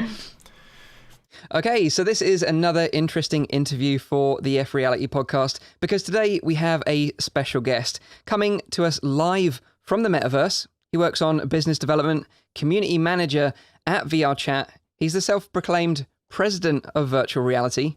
It's VR Pill. Welcome to the show. How's it going, guys? Great. Yeah.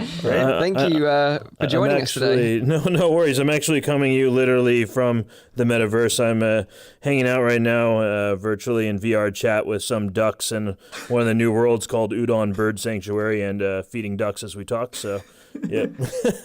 That's amazing. I can't imagine anything more peaceful right now than sitting in a virtual world just feeding the ducks. It's my new therapy. Yeah, I don't need to talk to a counselor. I just go feed the ducks.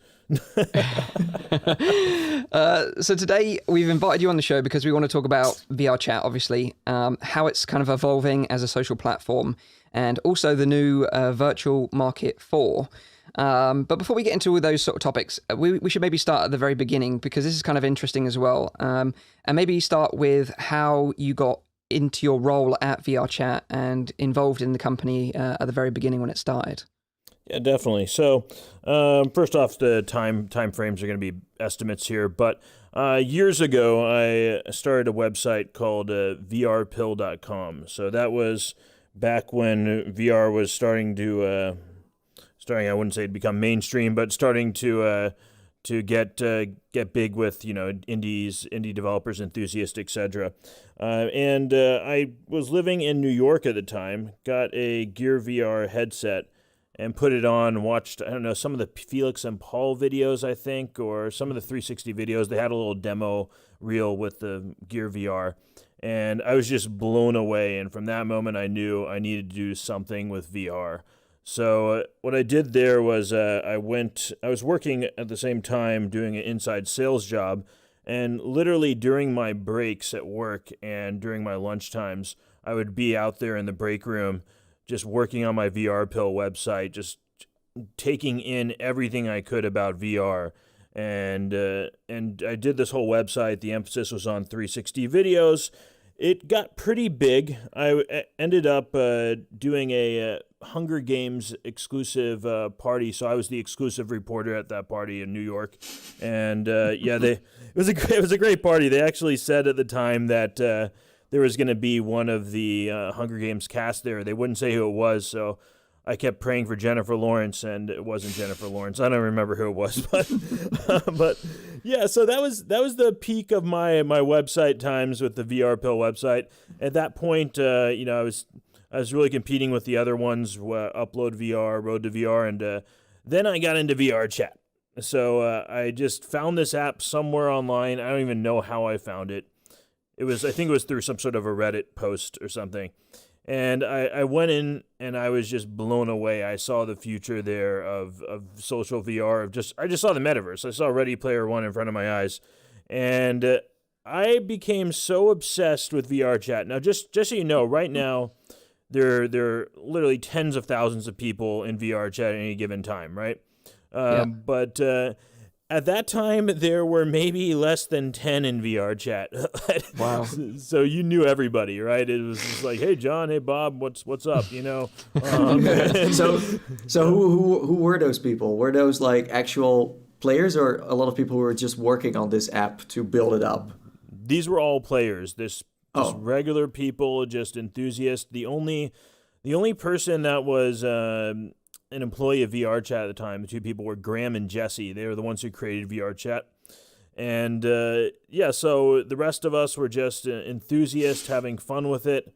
And so we would meet up. I would be in VRChat literally from the time I woke up until the time I went to sleep most days. Wow. We just scour the internet, look on the Unity Asset Store, anything we could try and bring into virtual reality to see how it would feel in VR, we brought in. So that's all we did. We were on Skype, I think, at the time. Skype shared calls and just did that on and off, bring stuff into VRChat. So I could probably go on, by the way, for hours about this whole like. No, this is awesome. This is great. Carry on. Was that on the DK1 or like what headsets were you using back then? We were using DK1s and DK2s. Okay. So some people had the DK2s, if I remember correctly. And then with like a Hydra, combination, or were you just using a controller, or mouse and keyboard, old school? It was. I'm trying to remember now. Like I don't remember using a controller. I think it was some people had Hydras. No, I was originally using just mouse and keyboard, I think. Okay. If you had a set of Hydras back then, like you were lucky because they were quite hard to get hold of as well. Yeah. There were a few people that had those, if I remember correctly. Also, people messing around with leap motion and things like that. Yeah. So how did you like transition from being like a super fan of the platform to then working for the company? Yeah, definitely. So we started growing a bit. So we moved up from like 10 users online at one point to 20 or 30, which was a big jump at the time. And there started to be just more content, right? That people would be creating and bring into the app. I think actually even before this, so we had these little meetups every week. I think they were on a Sunday. And I just started running these meetups where we would all come together in VRChat and we would explore each other's worlds and go in, give each other feedback on our worlds, and just hang out and have fun. And that was something we did every Sunday. So we would just go to the new worlds. It would be like a world explore, world hop sort of thing. And that's how I got started. I got started doing that, organizing that. That got bigger. That got so big where it eventually became just a nightmare personally to do that. I love doing them, but there were just so many people that wanted to come world explore with us. We had like 3 different mini groups shoot off after we did the introductions, and we were trying to keep track of them, all end up at the same place at the end. And it got to be a lot. So at one point, we stopped doing those. We just got, of course, as you know, Knuckles explosion way too big. But before all that, though, we started getting bigger than that, and even before Knuckles, and I was, I guess, the best way to describe it. So I was like I did pretty much everything for VRChat. So other than the programming side of things, right? So anything public facing. I did the marketing, any posts you'd see on Reddit. I usually just went on Reddit. I was always afraid they were going to somehow ban me off of the Oculus and Vive Reddit because I kept going on there just exclaiming, "Look how much cool stuff is happening in VRChat, and why is everyone still talking about alt space?" Which I like alt space. I went in there quite a few times as well. But so I did pretty much everything. That was including moderation. So I was like your Mickey Mouse mascot for VRChat, but at the same time, the big bad police guy who would just literally in-app come down on people who were doing horrible things, right? So this was this was something that you would never see before in any sort of of a social app online, just live moderators in VR in your face banning you in the app. But everything was new, right? Yeah, and at this point, are you still like a fan, or are you actually working for the company at this point? So at this point, I believe I was doing part-time, so it was some sort of contract gig, yeah. Right. And now I take it, like, since then, it's a full-time job for you? Definitely, full-time now, yep. Wow. Yeah. And is this like, are you working virtually for them, or is it like physically? Oh, virtually. Everybody at the company works virtually. There is not a single person who meets in person for anything. We've been doing this forever, and we meet up locally. We're spread across different states, but if there's enough of us, we meet up every so often to just hang out with each other. But the entire company is run without physical meetings. Yep. That's crazy, because VRChat is like one of the largest, social apps, and you're just saying like everyone just works remotely, and like that's like art on itself to work together like that, because it can be hard to not physically have that a conversation going on, but since that's the baseline of VRChat, it totally makes sense. Oh yeah, no, definitely. I mean, it works quite well too. When the whole coronavirus hit, I know a lot of companies were adjusting to working remotely, and it felt good to already be in a situation where we knew how to work remotely and do it well. So yeah, and that's interesting that you touched on that, actually, because we've seen sort of the rise of other sort of collaboration, remote working platforms. And although sort of, I would say in my mind, VRChat is more sort of like a casual meetup, hangout kind of spot. Do you see people using it for business use cases more and more now? I'm pretty sure there are already people using it for business. There's just so many people using the app. It's just hard to know, right? I mean, people could be in private worlds, hanging out with their business buddies, not buddies, but coworkers, right? Yeah. and having meetings. We have, for example, many rooms with presentation boards that people could be using for that purpose. I also imagine maybe after hours events. So everybody who has a job, they usually would hang out at the bar with their coworkers after work, right? I could see them hanging out in VRChat after work to socialize. So yeah. And do you think certainly since like the lockdown of the pandemic, have you seen like an increase in the usage of VRChat from people that are feeling maybe isolated from like social environments in the real world, so they're migrating over to virtual ones instead? Oh, definitely. Yeah. So I can discuss as much as we've announced over Twitter, but yeah, sure. I believe the last one was Amir Tupper that tweeted out that we had upwards of 18,000, I believe, users on at one time, and I can say it's increased substantially since then. But I can't speak for specific numbers. But yeah, we've been exploding since the coronavirus started. That's incredible. And you said like at the beginning, you were one of the very few sort of moderators who sort of, controlled, bad behavior and people misbehaving on the platform. Do you have like a gang of people doing that now? Because it surely can't be just down to you anymore. Yeah. So we have people handling moderation now. I don't really handle moderation at the current time. So, sure. But we do have people on that. I can't say who. And basically, back when I did moderation, and I was doing everything, we had some obviously bad actors come on the platform, and from different famous bad actors from other apps like Second Life, and it definitely when the moderators' names are out there, it can get to be pretty dangerous, So interesting. Yeah. So that's why you look like a pill. Exactly. Yeah. Yeah. Exactly. And I guess to a certain degree, there's community moderation as well, right? You rely on the community to help you moderate. Community does a lot of self-moderating within their different communities. They have events where they set them up. I've even heard of communities having specific blacklists for events, so the people that they don't want to come to their event, they have them on a list somewhere. So if they see their name pop up, they'll kick them out immediately. So our community, they come up with their own unique solutions to problems as well. Yeah. So awesome. so they create their own banhammers. Pretty much, yeah. From scratch. In a way, yeah. So you guys recently, the community kicked off the V market. It's the virtual market, and it's number 4. Yeah. And this is like a place where you can, buy avatars, clothes, items, all kinds of stuff. Yeah, it's like this huge mall almost where you can go shopping for your avatar.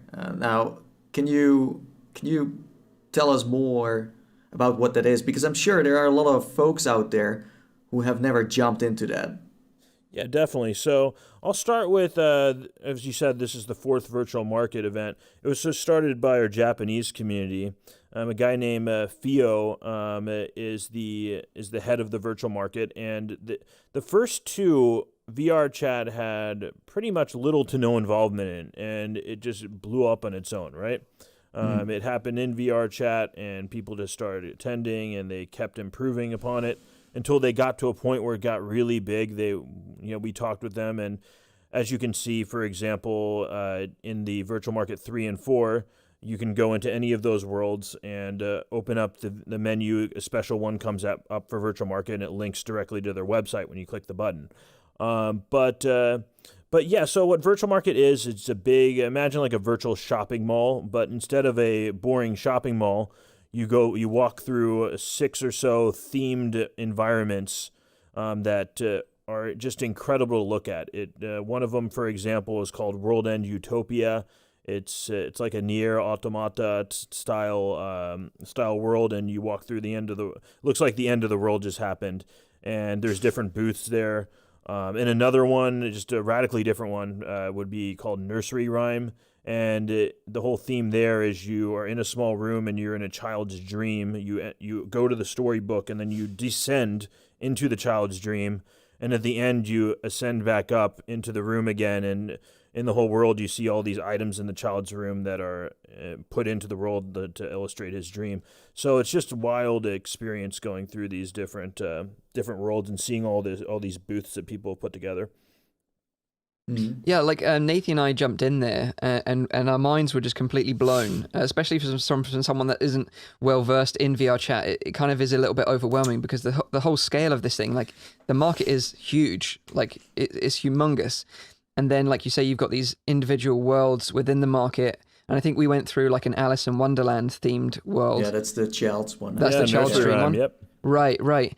And it was really interesting. Like as we were exploring the world and looking at the market stalls and all the items for sale, we actually bumped into Thrill Seeker, who was live streaming from within the market, showing off his new avatar that he had just bought in the marketplace.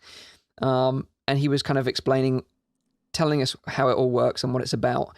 So other than sort of avatars and digital items that you can buy from these little market stalls that people set up themselves, I take it, can you actually, you touched on that you might be able to buy physical items as well, so real world items, a bit like that scene in Ready Player One where Wade goes into the Oasis and buys his haptic boot suit and gets it delivered to the real world. You can actually do that in VRChat as well?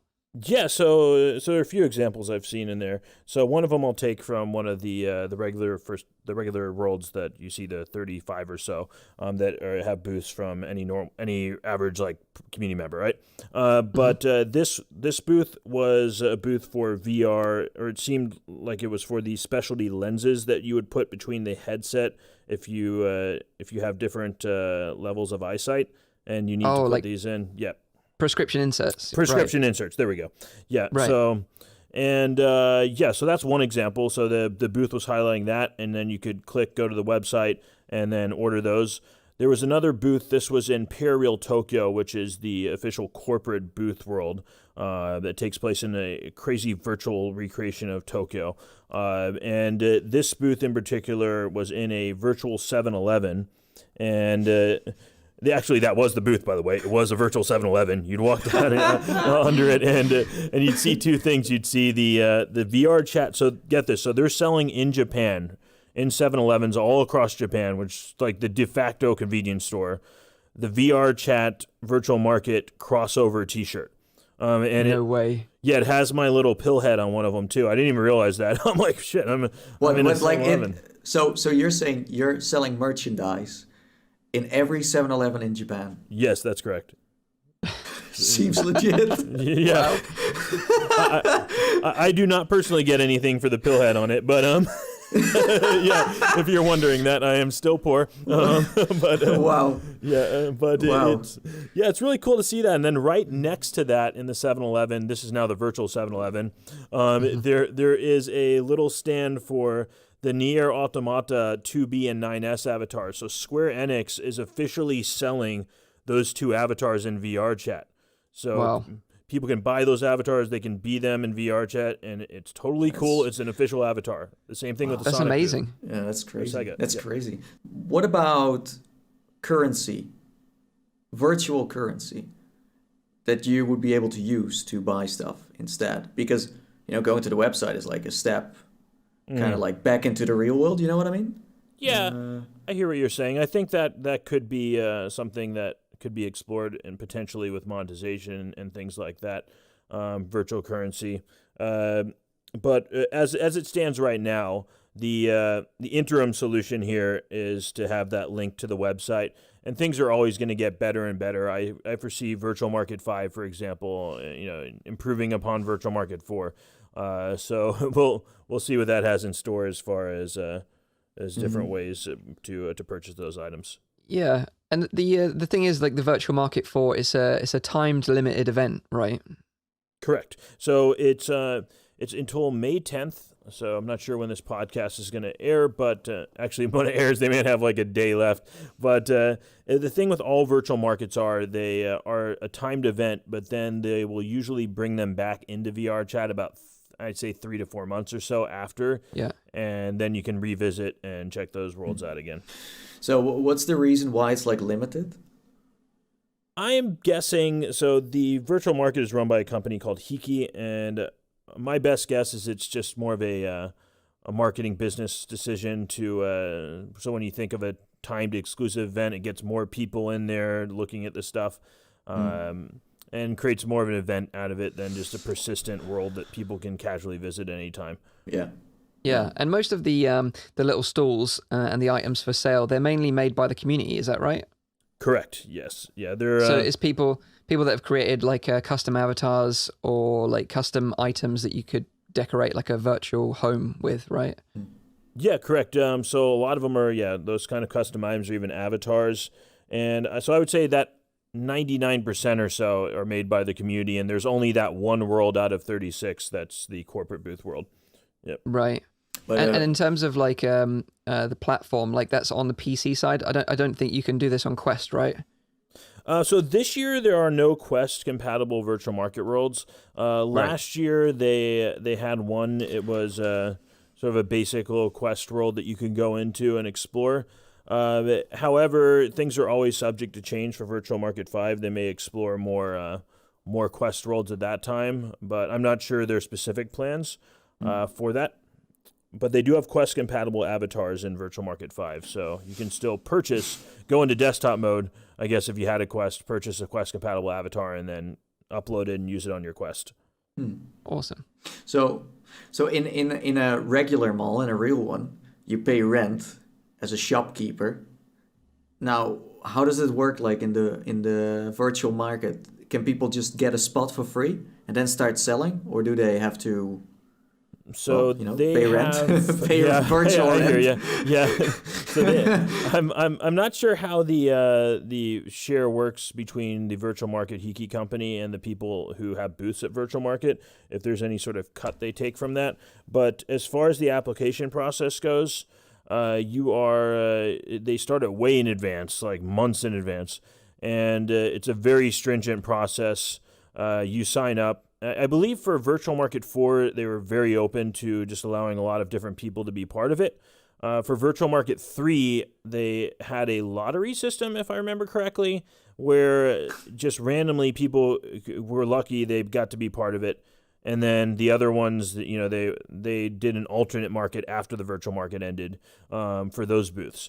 But either way, the process works is they sign up for the virtual market, and then they're given the world that they're in. So if they're in that nursery rhyme world, or if they're in that futuristic world, etc. But then they are given a basic template Unity file that they open up. I was in one of them. Somebody had a booth in, and they showed me the example file. And all they are given to look at is just a bunch of blocks, placeholders, like 4 or 5 for different other booths around them. And then there's their booth. So they have to put their whole booth together and then send it back to Virtual Market. And then they have their guys put it into the world and get it ready by the time it launches. Yep. Must be so strange. Like, for example, Mike, starting his own shop selling like virtual GPUs. And then he ends up in like this Alice in Wonderland place. Like, am I really going to sell my stuff from here? It's like the surprise of like where you're going to do it. No, they know the theme, I believe, where they're going to be doing it. Like, they'll know if it's an Alice in Wonderland style world. I don't think they will know their exact position in that world. So, but it's great to know up front, because then you can theme it together. Like, we have seen certain people having shops that kind of blend with the environment, so they are not seeming to be off in any way. So it's nice to be kind of up to date with that. The interesting thing here is Virtual Market, they started a global team, right? This was just recently. So you haven't really seen the effects of it for Virtual Market 4, but for Virtual Market 5, I imagine we'll see a lot of big changes due to the global team, and it'll be a lot more international friendly for those events. Yeah. And do we have to wait till next year to see that? Well, that's the thing. Last Virtual Market was in September of 2019. So now it's about May, so less than a year away. I think they do. Okay, cool. It's not exactly twice a year, but something close to that. Interesting. So moving away from sort of like the virtual market, let's just talk about VRChat in general, because I think we could talk about VRChat in general for hours and hours, but I just wanted to touch on a few things, because just recently we've seen the sort of rise in people using full body tracking, like multiple Vive trackers on their feet and their hips to show full body tracking in VRChat, and also the use of haptic vests where people can touch their avatar and they can feel the response, the haptic feedback in real life. Do you think this is just the beginning of this kind of, technology that we'll see in the future in VRChat? Oh, totally. Yeah, it's been even happening since like a few years ago, since the HTC Vive trackers were a thing. But for example, one big community in VRChat is the dance community, and you might notice if you look at our Twitter, we just retweeted today, so it would show up under May 7th. But there was a tweet from this person called Makoto_VR of a dance battle taking place in VRChat, and I've seen a lot of VRChat dance videos. I was blown away by it, but this one in particular, you see this person just doing full-on backflips one after the other, breakdancing on the floor. I don't know how they did it, to be honest. I know it probably involved some sort of wireless headset in addition to the trackers, but this kind of stuff goes on every day. There are big dance communities in VRChat where they get together and have dance competitions, and there's nightclubs with full-body dancing as well. It's quite impressive with the full body stuff. Yeah. Have you ever used any yourself? Yeah. So I got I got full body back in my last apartment. So I'm down here just for reference in San Francisco, where, as you might imagine, the apartment space is pretty small. But either way, so my last apartment, I got full body tracking, the Vive trackers. I still remember I came in with them on, and I've never been so excited to see my legs move. I just came in doing the whole the Russian dance where you're kicking your legs up into the air, and I just tap on people's shoulder and be like, "Hey, look at me go!" And do that whole thing, and but for me, it's still personally, I'd like to see those trackers just have better battery life and be easier for the average person to use, because right now they're hardcore. People who use trackers love them and they use them all the time, but they literally have battery packs attached to their body to keep the trackers going because they're in so long, I remember watching Thrillseeker talk about that, and I think he was saying that he was having battery packs strapped to him as well. But also these Vive trackers, they're very expensive, and they're hard to get hold of now. And I wonder if we'll see maybe Valve create their own, or maybe, allow these kind of, I know it was teased a while ago, like open source trackers, that people could use themselves and make themselves. So I wonder if that will become a thing in the future. But it's definitely exciting to see like the use of this technology, and certainly how people are using it, like you say, for dance-off parties. That just sounds incredible to watch. Oh yeah, no, I could easily see something happening in the distant future. Like, I don't know if you guys have ever seen, like, there's American Idol for singing, but for dancing, there's So You Think You Can Dance on TV. I could see them taking that fully digital and having people in full body tracking suits in VR do the dance competition. Yeah. If you ever need a couple of judges, you know where to look, right? Oh yeah. I know, right? Yeah. Could be. Yeah. Are you a professional dancer? No, apparently. So Nathan did play Channel 5 recently. I did. Yeah, I was very good at it. No, I can totally rank people. I will put my virtual sign in the air, giving 10 points. No, I'm totally down for that. How did you enjoy those? How long did it take you to beat? I heard it was like 40 minutes, 45-ish. Yeah, it was like I think 30 minutes for the story. Yep. But I was very good at dancing. The better you dance, the faster the campaign goes. But something that I really want to ask you is, so for a lot of people, well, not everyone, but some people, jumping into VRChat can be kind of daunting because you have no idea where to start, basically, because it's full of possibilities. So let's say if you're a beginner, okay, you're someone who just got a VR headset and is like, okay, I want to try some multiplayer stuff, some social stuff. I see VRChat, and then what should they do? Of course. So first off, I just want to emphasize that we are continually improving upon all these like issues you talk about, like with a new player coming in, how do they know how to get started? So we're continually working on making that easier for the player coming into VRChat for the first time. But I say right now it's best to just think of it like the real world. You go into you have a bunch of bars in front of you. You walk in, you're solo, right? Or you go. Let's just say a different example. You go to a meetup.com event, right? You see a bunch of people around, treat it like that. Try and get a feel for the room. If it feels like you could vibe with that scene, then go up and try and introduce yourself, try and talk up some people.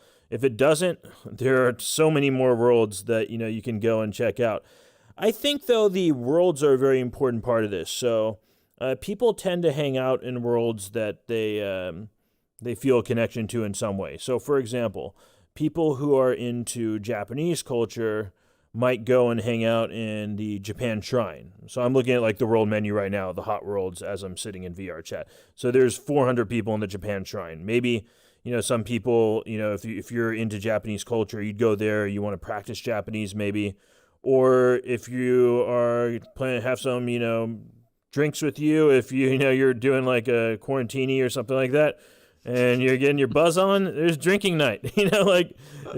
Check out those worlds. I mean, there's just all sorts of different themed worlds that if you scroll down, I'd say check out the worlds under the hot list.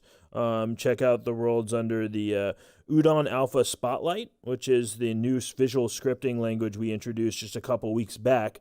These are all interactive worlds with games and things you can do. I think those are a really good way to break the ice and meet people while you're playing a game or doing something like that. That sounds great. Like feeding the ducks, meeting new people. Yeah. Yeah, that sounds great. Feeding the ducks.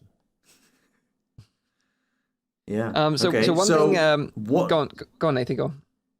Yeah, sure. Yeah. No, so we wanted to talk about one more thing, and that is memes. Okay.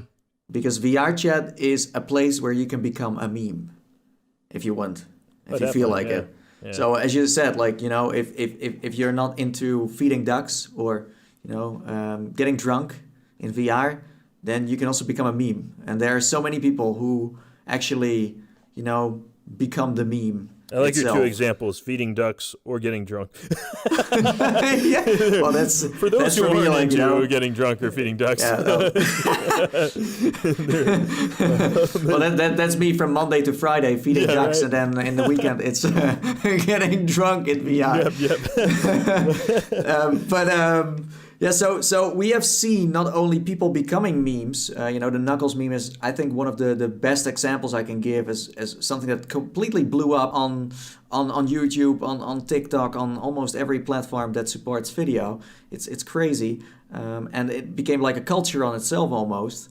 But what do you think of let's say YouTubers and people who are on TikTok using VRChat to express themselves, making pretty much art in video form?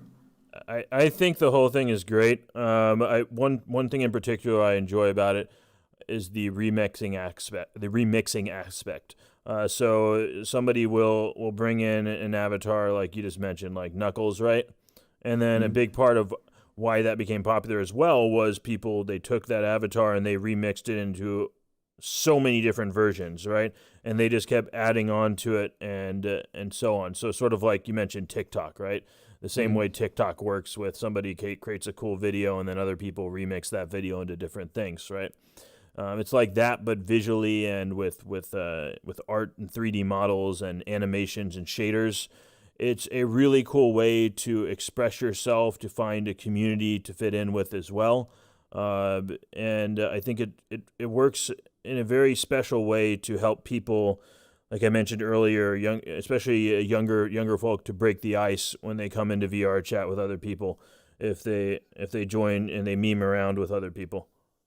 Yeah, absolutely. And we've seen the explosion of YouTube channels like Josh Dub and Mully who use VRChat as a platform to orchestrate some scripted sort of funny play almost, that they act some stuff out. It's normally hilarious. And do you see the sort of response to that, interest sort of increases when these videos sort of drop, or do you find more people using the desktop to access VRChat because you can access it via a desktop as well, right? You don't necessarily need to have a VR headset. Yeah, so actually this is roughly 2 years ago, so back in 2018. Road to VR published an article just recently that referred back to an interview they did with Graham, the creator of VRChat, and where he mentioned that at that time, it was roughly 30% of the users in VRChat were coming in with VR headsets. As you can imagine, that was 2 years ago, and there are a lot more VR headsets out now. That number has increased, right? So we still have desktop users, obviously, in the app, but we have a lot more VR users, and I think it's a great way to it's a great new way for YouTubers and Twitch streamers to connect with their base. Because a big part of streaming on Twitch or YouTube is creating and fostering that relationship with your viewers, right? And I think it creates just a whole new level for that connecting with your viewers, where you can have them come into VRChat and really follow you around, and they can see firsthand all the cool stuff you're doing in the app. We had there's several examples though, of just that happening in the past with different YouTubers that have come into the app. Yeah. And I think it's been really interesting to talk to you about, VRChat and the virtual market for. And I think, if you want to dive deeper into what VRChat has to offer, if you haven't tried it before, I'd urge you to go check it out. And like Pil said, check out some of the starter worlds. And there's definitely a nice community there that will welcome you and sort of show you the ropes if you need to know. And also, if you don't want to dive into VRChat but still see what it has to offer, follow VRPil on Twitter, because like he said throughout this interview, he posts regular video clips and images that he's taken whilst exploring what VRChat has to offer. So go follow him there.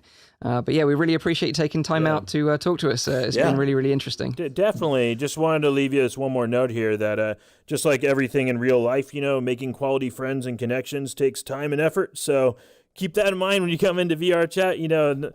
May not come magically the first day, but, just like anywhere else, if you put effort into it, there are people who have made long-lasting friendships in VRChat, and they've met up in the real world as well. Sounds like my friendship with Mike also took a while, you know? There you go. That's very true. Thank you very much, Bill. Have a good one, mate. Yeah, man. All right. Nice. So that was an interview that Nathan and I did with VR Pill. Let us know what you think of these interviews in the chat and maybe some suggestions of who you'd like to see on the show in the future. We'd love to know your suggestions. But now, of course, it's time to hand it over to Zim for the latest releases for this week. So I think we've got some juicy ones, right, Zim, lined up? No, these have been juiced. That's all. They've already been squeezed? Squeezed. Okay. I can't take any adjectives seriously after watching, a half-hour video of VRChat because, anyway, you've seen Amazing. it. Yeah. Oh, God damn. Anyway, let's get back into our serious hats on for the first release this week. All right. So the first one, and I promise you, this is not an adult feature. This is called Anatomy Explorer 2020. So this is a $29 app. So this is by Virtual Medicine. And the oddest thing about this is it's a re-release under a different name that was on PSVR earlier. Anyway, I'll tell you what it is. So it's designed for educational purposes and contains all the human body parts and systems in their best quality. I'm showing a PSVR trailer due to too much penis. Let's be honest. We get enough of that in here already. So the Rift trailer is full form nudity. This one actually was called Human Anatomy VR before it then transformed into Anatomy Explorer 2020 and is out now for Rift, which is weird. Very, very kind of a strange transformation. This contains a whole bunch of different systems. I mean, we're talking skeletal, muscular, nervous system, cardiovascular system, respiratory system. I mean, it's got all the systems you could possibly want. This is Human Anatomy VR. Lymphatic, connective tissue, reproductive system, the Nintendo Entertainment System, the digestive system, all the things that are in your body. So in this app, you can, like what you might remember from the old launch of the Vive, you can slice the body from any angle. You can separate out thousands of substructures and sift through those like pieces of like a cleanup squad might do at the scene of a brutal murder. And then teachers like gaming science teacher might also test their students with this app. It's got an in-app feature that allows you to check the results and how good people are at anatomy. And the best PSVR remark on this one from the previous release of the game was, "Dear principal, our school needs a PSVR." So that is a douse in education. Yeah. Well, I think lab. Do you guys remember that application from the lab where you could also like scan through? Yeah, that's what I meant. Yeah, the lab, you could take that kind of two-dimensional plane and kind of just go through the body as if you cut it in half. Yeah. It's the same kind of feature in this, but the thing that really caught my eye, for those watching the video, you can literally explode the body into all of its pieces and reassemble it. So I think as well, like, if you're stuck at home with kids at the moment during lockdown and you need to educate them, what an amazing way to teach your kids about parts of how the human body work than showing them through the power of virtual reality. I think that is an amazingly powerful tool, and I think it's really undervalued in terms of the future applications of its use case for education. But I think this is great. Educational apps are amazing. I think this is way better than that like dull skeleton they had in our classroom with all those plastic pieces. Like, this is like you can really see it coming to life. And I much prefer this from the real thing, because I did not find, during my training, I did not find that fun whatsoever. That's really nothing for me. What, getting into the frog stuff? Real stuff. Humans. Yeah, humans. No, I've been there as well. I used to shelve dead bodies in a morgue, so I know what that's like. That's not fun. But yeah, it's not for everybody. So this is a nice, clean way you can get to know the body. And like my kids were asking, oh, what is that part? And it's like, well, you can show somebody, and then that kind of memory is going to stick with them. And that's exactly why I featured it, Mike, is because I like to, while we're stuck in this spot, and as you guys know, I talked earlier about being, a parent in these trying times. Yeah. That's exactly it. You have a lot of people are caught at home with their kids who would normally be in school having to play teacher. And so these apps can really help you out. So I think it's great that they re-released it. The only thing that I found a little dodgy is like, why re-release it under a new name for about £6 or $8 more? I didn't quite understand that. This should be a genre on all platforms, education, and have these in there, because usually these apps are hard to find. On Steam we have seen them before, and they get buried under actual games and stuff. It should be collected somewhere because they're super useful. Really good point. The thing is, though, if someone comes up to me now and says to me, "Do you want to play Doctor?" I'm going to think something completely different. Oh God. As I said, that was Anatomy Explorer 2020, featuring at a Home with Rowdy. That was out on the 7th of May, so pick it up now. You can grab that on Oculus Home. All right, next up we have from My Driving Spirit, Mini Motor Racing X, which again is another re-platform title. This used to be on PSVR. So this is a toy car style racer. And there's a few features to this that I find interesting. So let's talk through those. It's got 50 plus tracks. It's got support for 4 players in multiplayer, including a variety of different modes. It's cross-buy between the headsets that it's on, so Quest and Rift. You can upgrade your rides. There's quite a bit of livery, and actually it matters quite a bit to racers. Upgrade your colors, customize your car before you jump in with your friends. It's got Bumper Ball, which is essentially Rocket League in VR. Probably the closest that I've played was Tractor Ball VR, which Mike and I played. And oh God. do you remember turning a little bit green with that one, Mike? I do, yeah. That was so. This is something that I like the fact that you kind of get. I think it was GT. He and I were playing a little bit earlier. It also reminded me of Blaze Rush, this old game where you were top down. Yeah, it was fantastic by a Russian team. Toy Box Turbos. Toy Box Turbos is another one. Good call, Nathan. But the funny thing is that it's not just top down. It's not just looking at the table and watching the cars drive around. You can also get in the car. The only thing that I would say is, and again, hearkening back to when Mike and I played that lovely Tractor Ball game, it flipped my stomach. I had to step out of VR after a half an hour in that, because you are literally doing full-on proper drag racing with a virtual wheel. You can think about the Wii wheel from Mario Kart back in the day, but you get a virtual one of these and you're controlling it with your controllers. It's not the only method of control, and I was quite impressed that it had different options. You have I can just use the analog stick, I can steer with the wheel, but to me, I find that the comfort settings in the game, I'm glad it has the ability, they opaque the windows, you can't have a real steering wheel. You have all these different settings that you can flip between, but taking them all off, I did not find the game comfortable. And usually I find these games okay. Driving a car in VR is not necessarily making you motion sick. So is it because when you're in first person, it feels like you're not really driving a car, but it feels like there's something surrounding you, but it's you kind of floating through this level? Because that's something I've seen before in racing. Motion sickness comes from the disconnect between the visual system and your vestibular system. So if your visual system says, "Oh, I'm moving very fast," because in a car, what you're doing, you're still moving very fast, and your vestibular system will still pick that up, that speed of movement. But I can tell you what it is, because I play a lot of racing games, and things like Dirt Rally where you're drifting sideways around a corner don't bother me. This did, because there's a lot of lateral movement. Even in the bouncy ball, where you have people T-boning you on the side and you're drifting left, and it's quite visceral to driving. If you went top down tabletop, that would be totally comfortable. And I think the good thing is they've been through a couple of iterations. So if somebody buys this, I think they'll find, maybe like me, they dip into the hardcore settings and then they find themselves backing off of that because because I've got a pretty good iron stomach, and if it doesn't work well for me, that setting is really fun, and that would be my preferred method. But in my first go, I couldn't do it. I couldn't do more than about half an hour.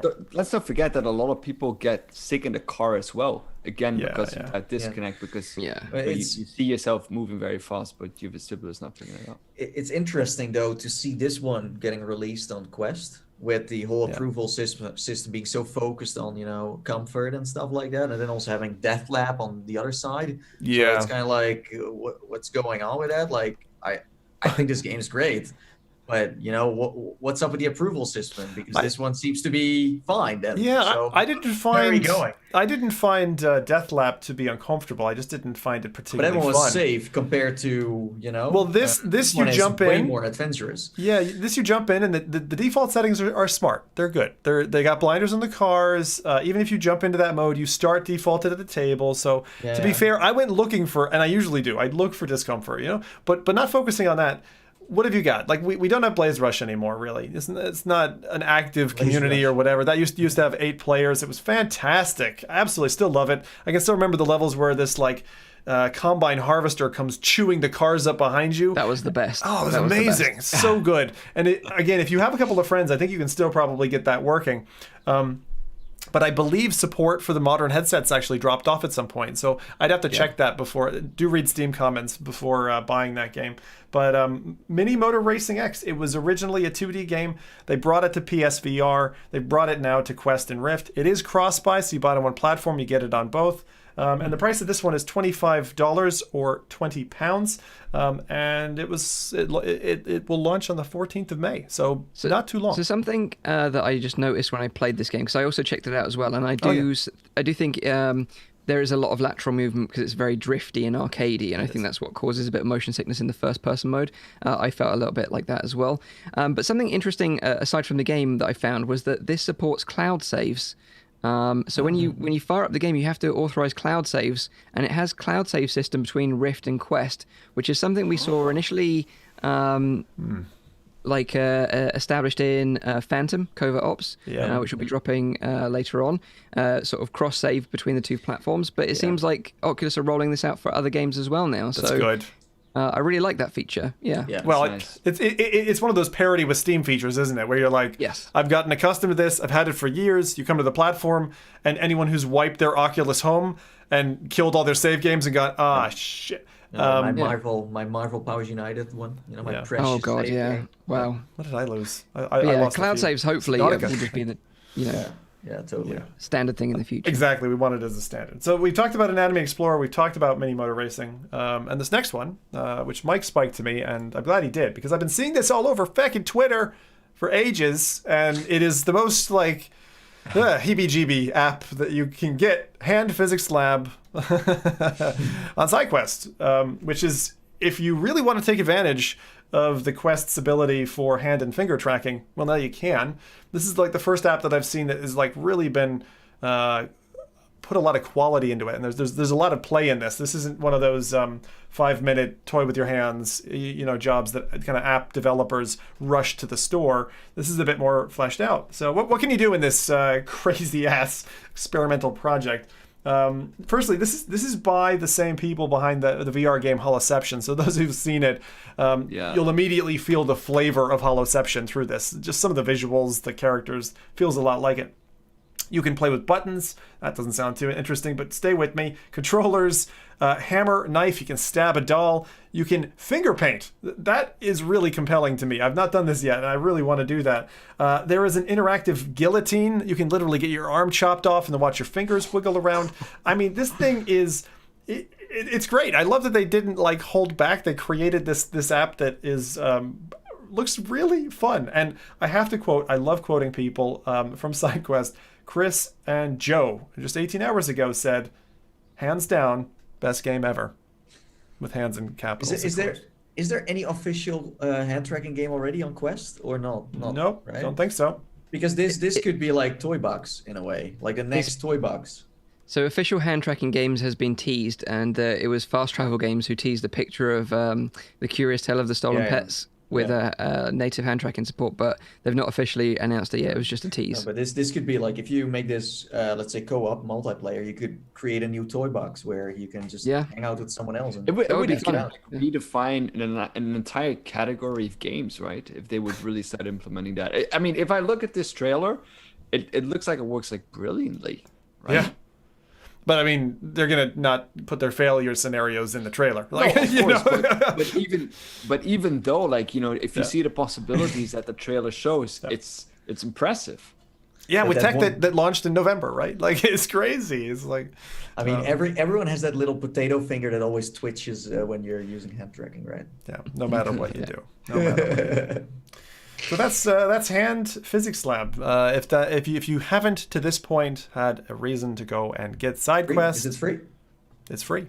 Yeah, nice. you don't have to, it just pushes you over to itch, which is where the product was originally available. So, okay, yeah. The last thing, because it's been Swappies week, and Mike talked about the extent to which PSVR has been getting a treat, right? I feel like things are going in both directions now. It's a bit mad. So the first one I wanted to talk about is my second all-time favorite VR game, which is The Walking Dead: Saints and Sinners. If you want a game with balls, and I'm talking, GTA style, like let me do what I want to do, then this game is an absolute treat from start to finish. And it has just landed on PSVR. I mean, it's not cheap. It's $32.99, so it's not an inexpensive game. But it takes you through New Orleans. You're able to fight off zombie hordes. And my God, that is a gorgeous game that seems to have had, from what I'm hearing from reports, excellent PSVR treatment, which is shocking if you've seen the gameplay, seen the physics in it, and just think about the fact that they're using Move controllers for some of this interactivity. So yeah, I don't know. Gorgeous. Gamertag GT, who's obviously played through the game previously on PC and now is playing through it again on PSVR, and he said the port is one of the best that he's seen, and it worked flawlessly. So yeah, if you've got a PSVR and you've been waiting for this title, I think you're going to be very happy with it. I think the people who have to do with like the way that they constructed this game, that they, because when we first played it, we said they were kind of moderate on kind of like comfort levels, that they were like not pushing the limit, but that makes porting such a title to a platform that doesn't have those kind of features a lot easier, I think. Like it's a standing experience, where a lot of the combat happens front facing and not really around you necessarily. Yeah. But I mean, it's just like, I'm so glad they got it. I mean, it's like, the thing is, for me, and many of you know, my favorite title is Skyrim, still in VR. So now PSVR hosts the two top, which is really funny when you look at the hardware. You don't have to have the best hardware. Domino game. Was the Domino game? Oh, Gadgeteer? Please don't start that. I'll have you know, we bought a marble set for one of my kids recently. And, nice. I'll send you the pictures after, yeah. I did get hooked into that. A couple other quick mentions. I won't be rolling any more trailers. That was the fun, gruesome one to finish this off.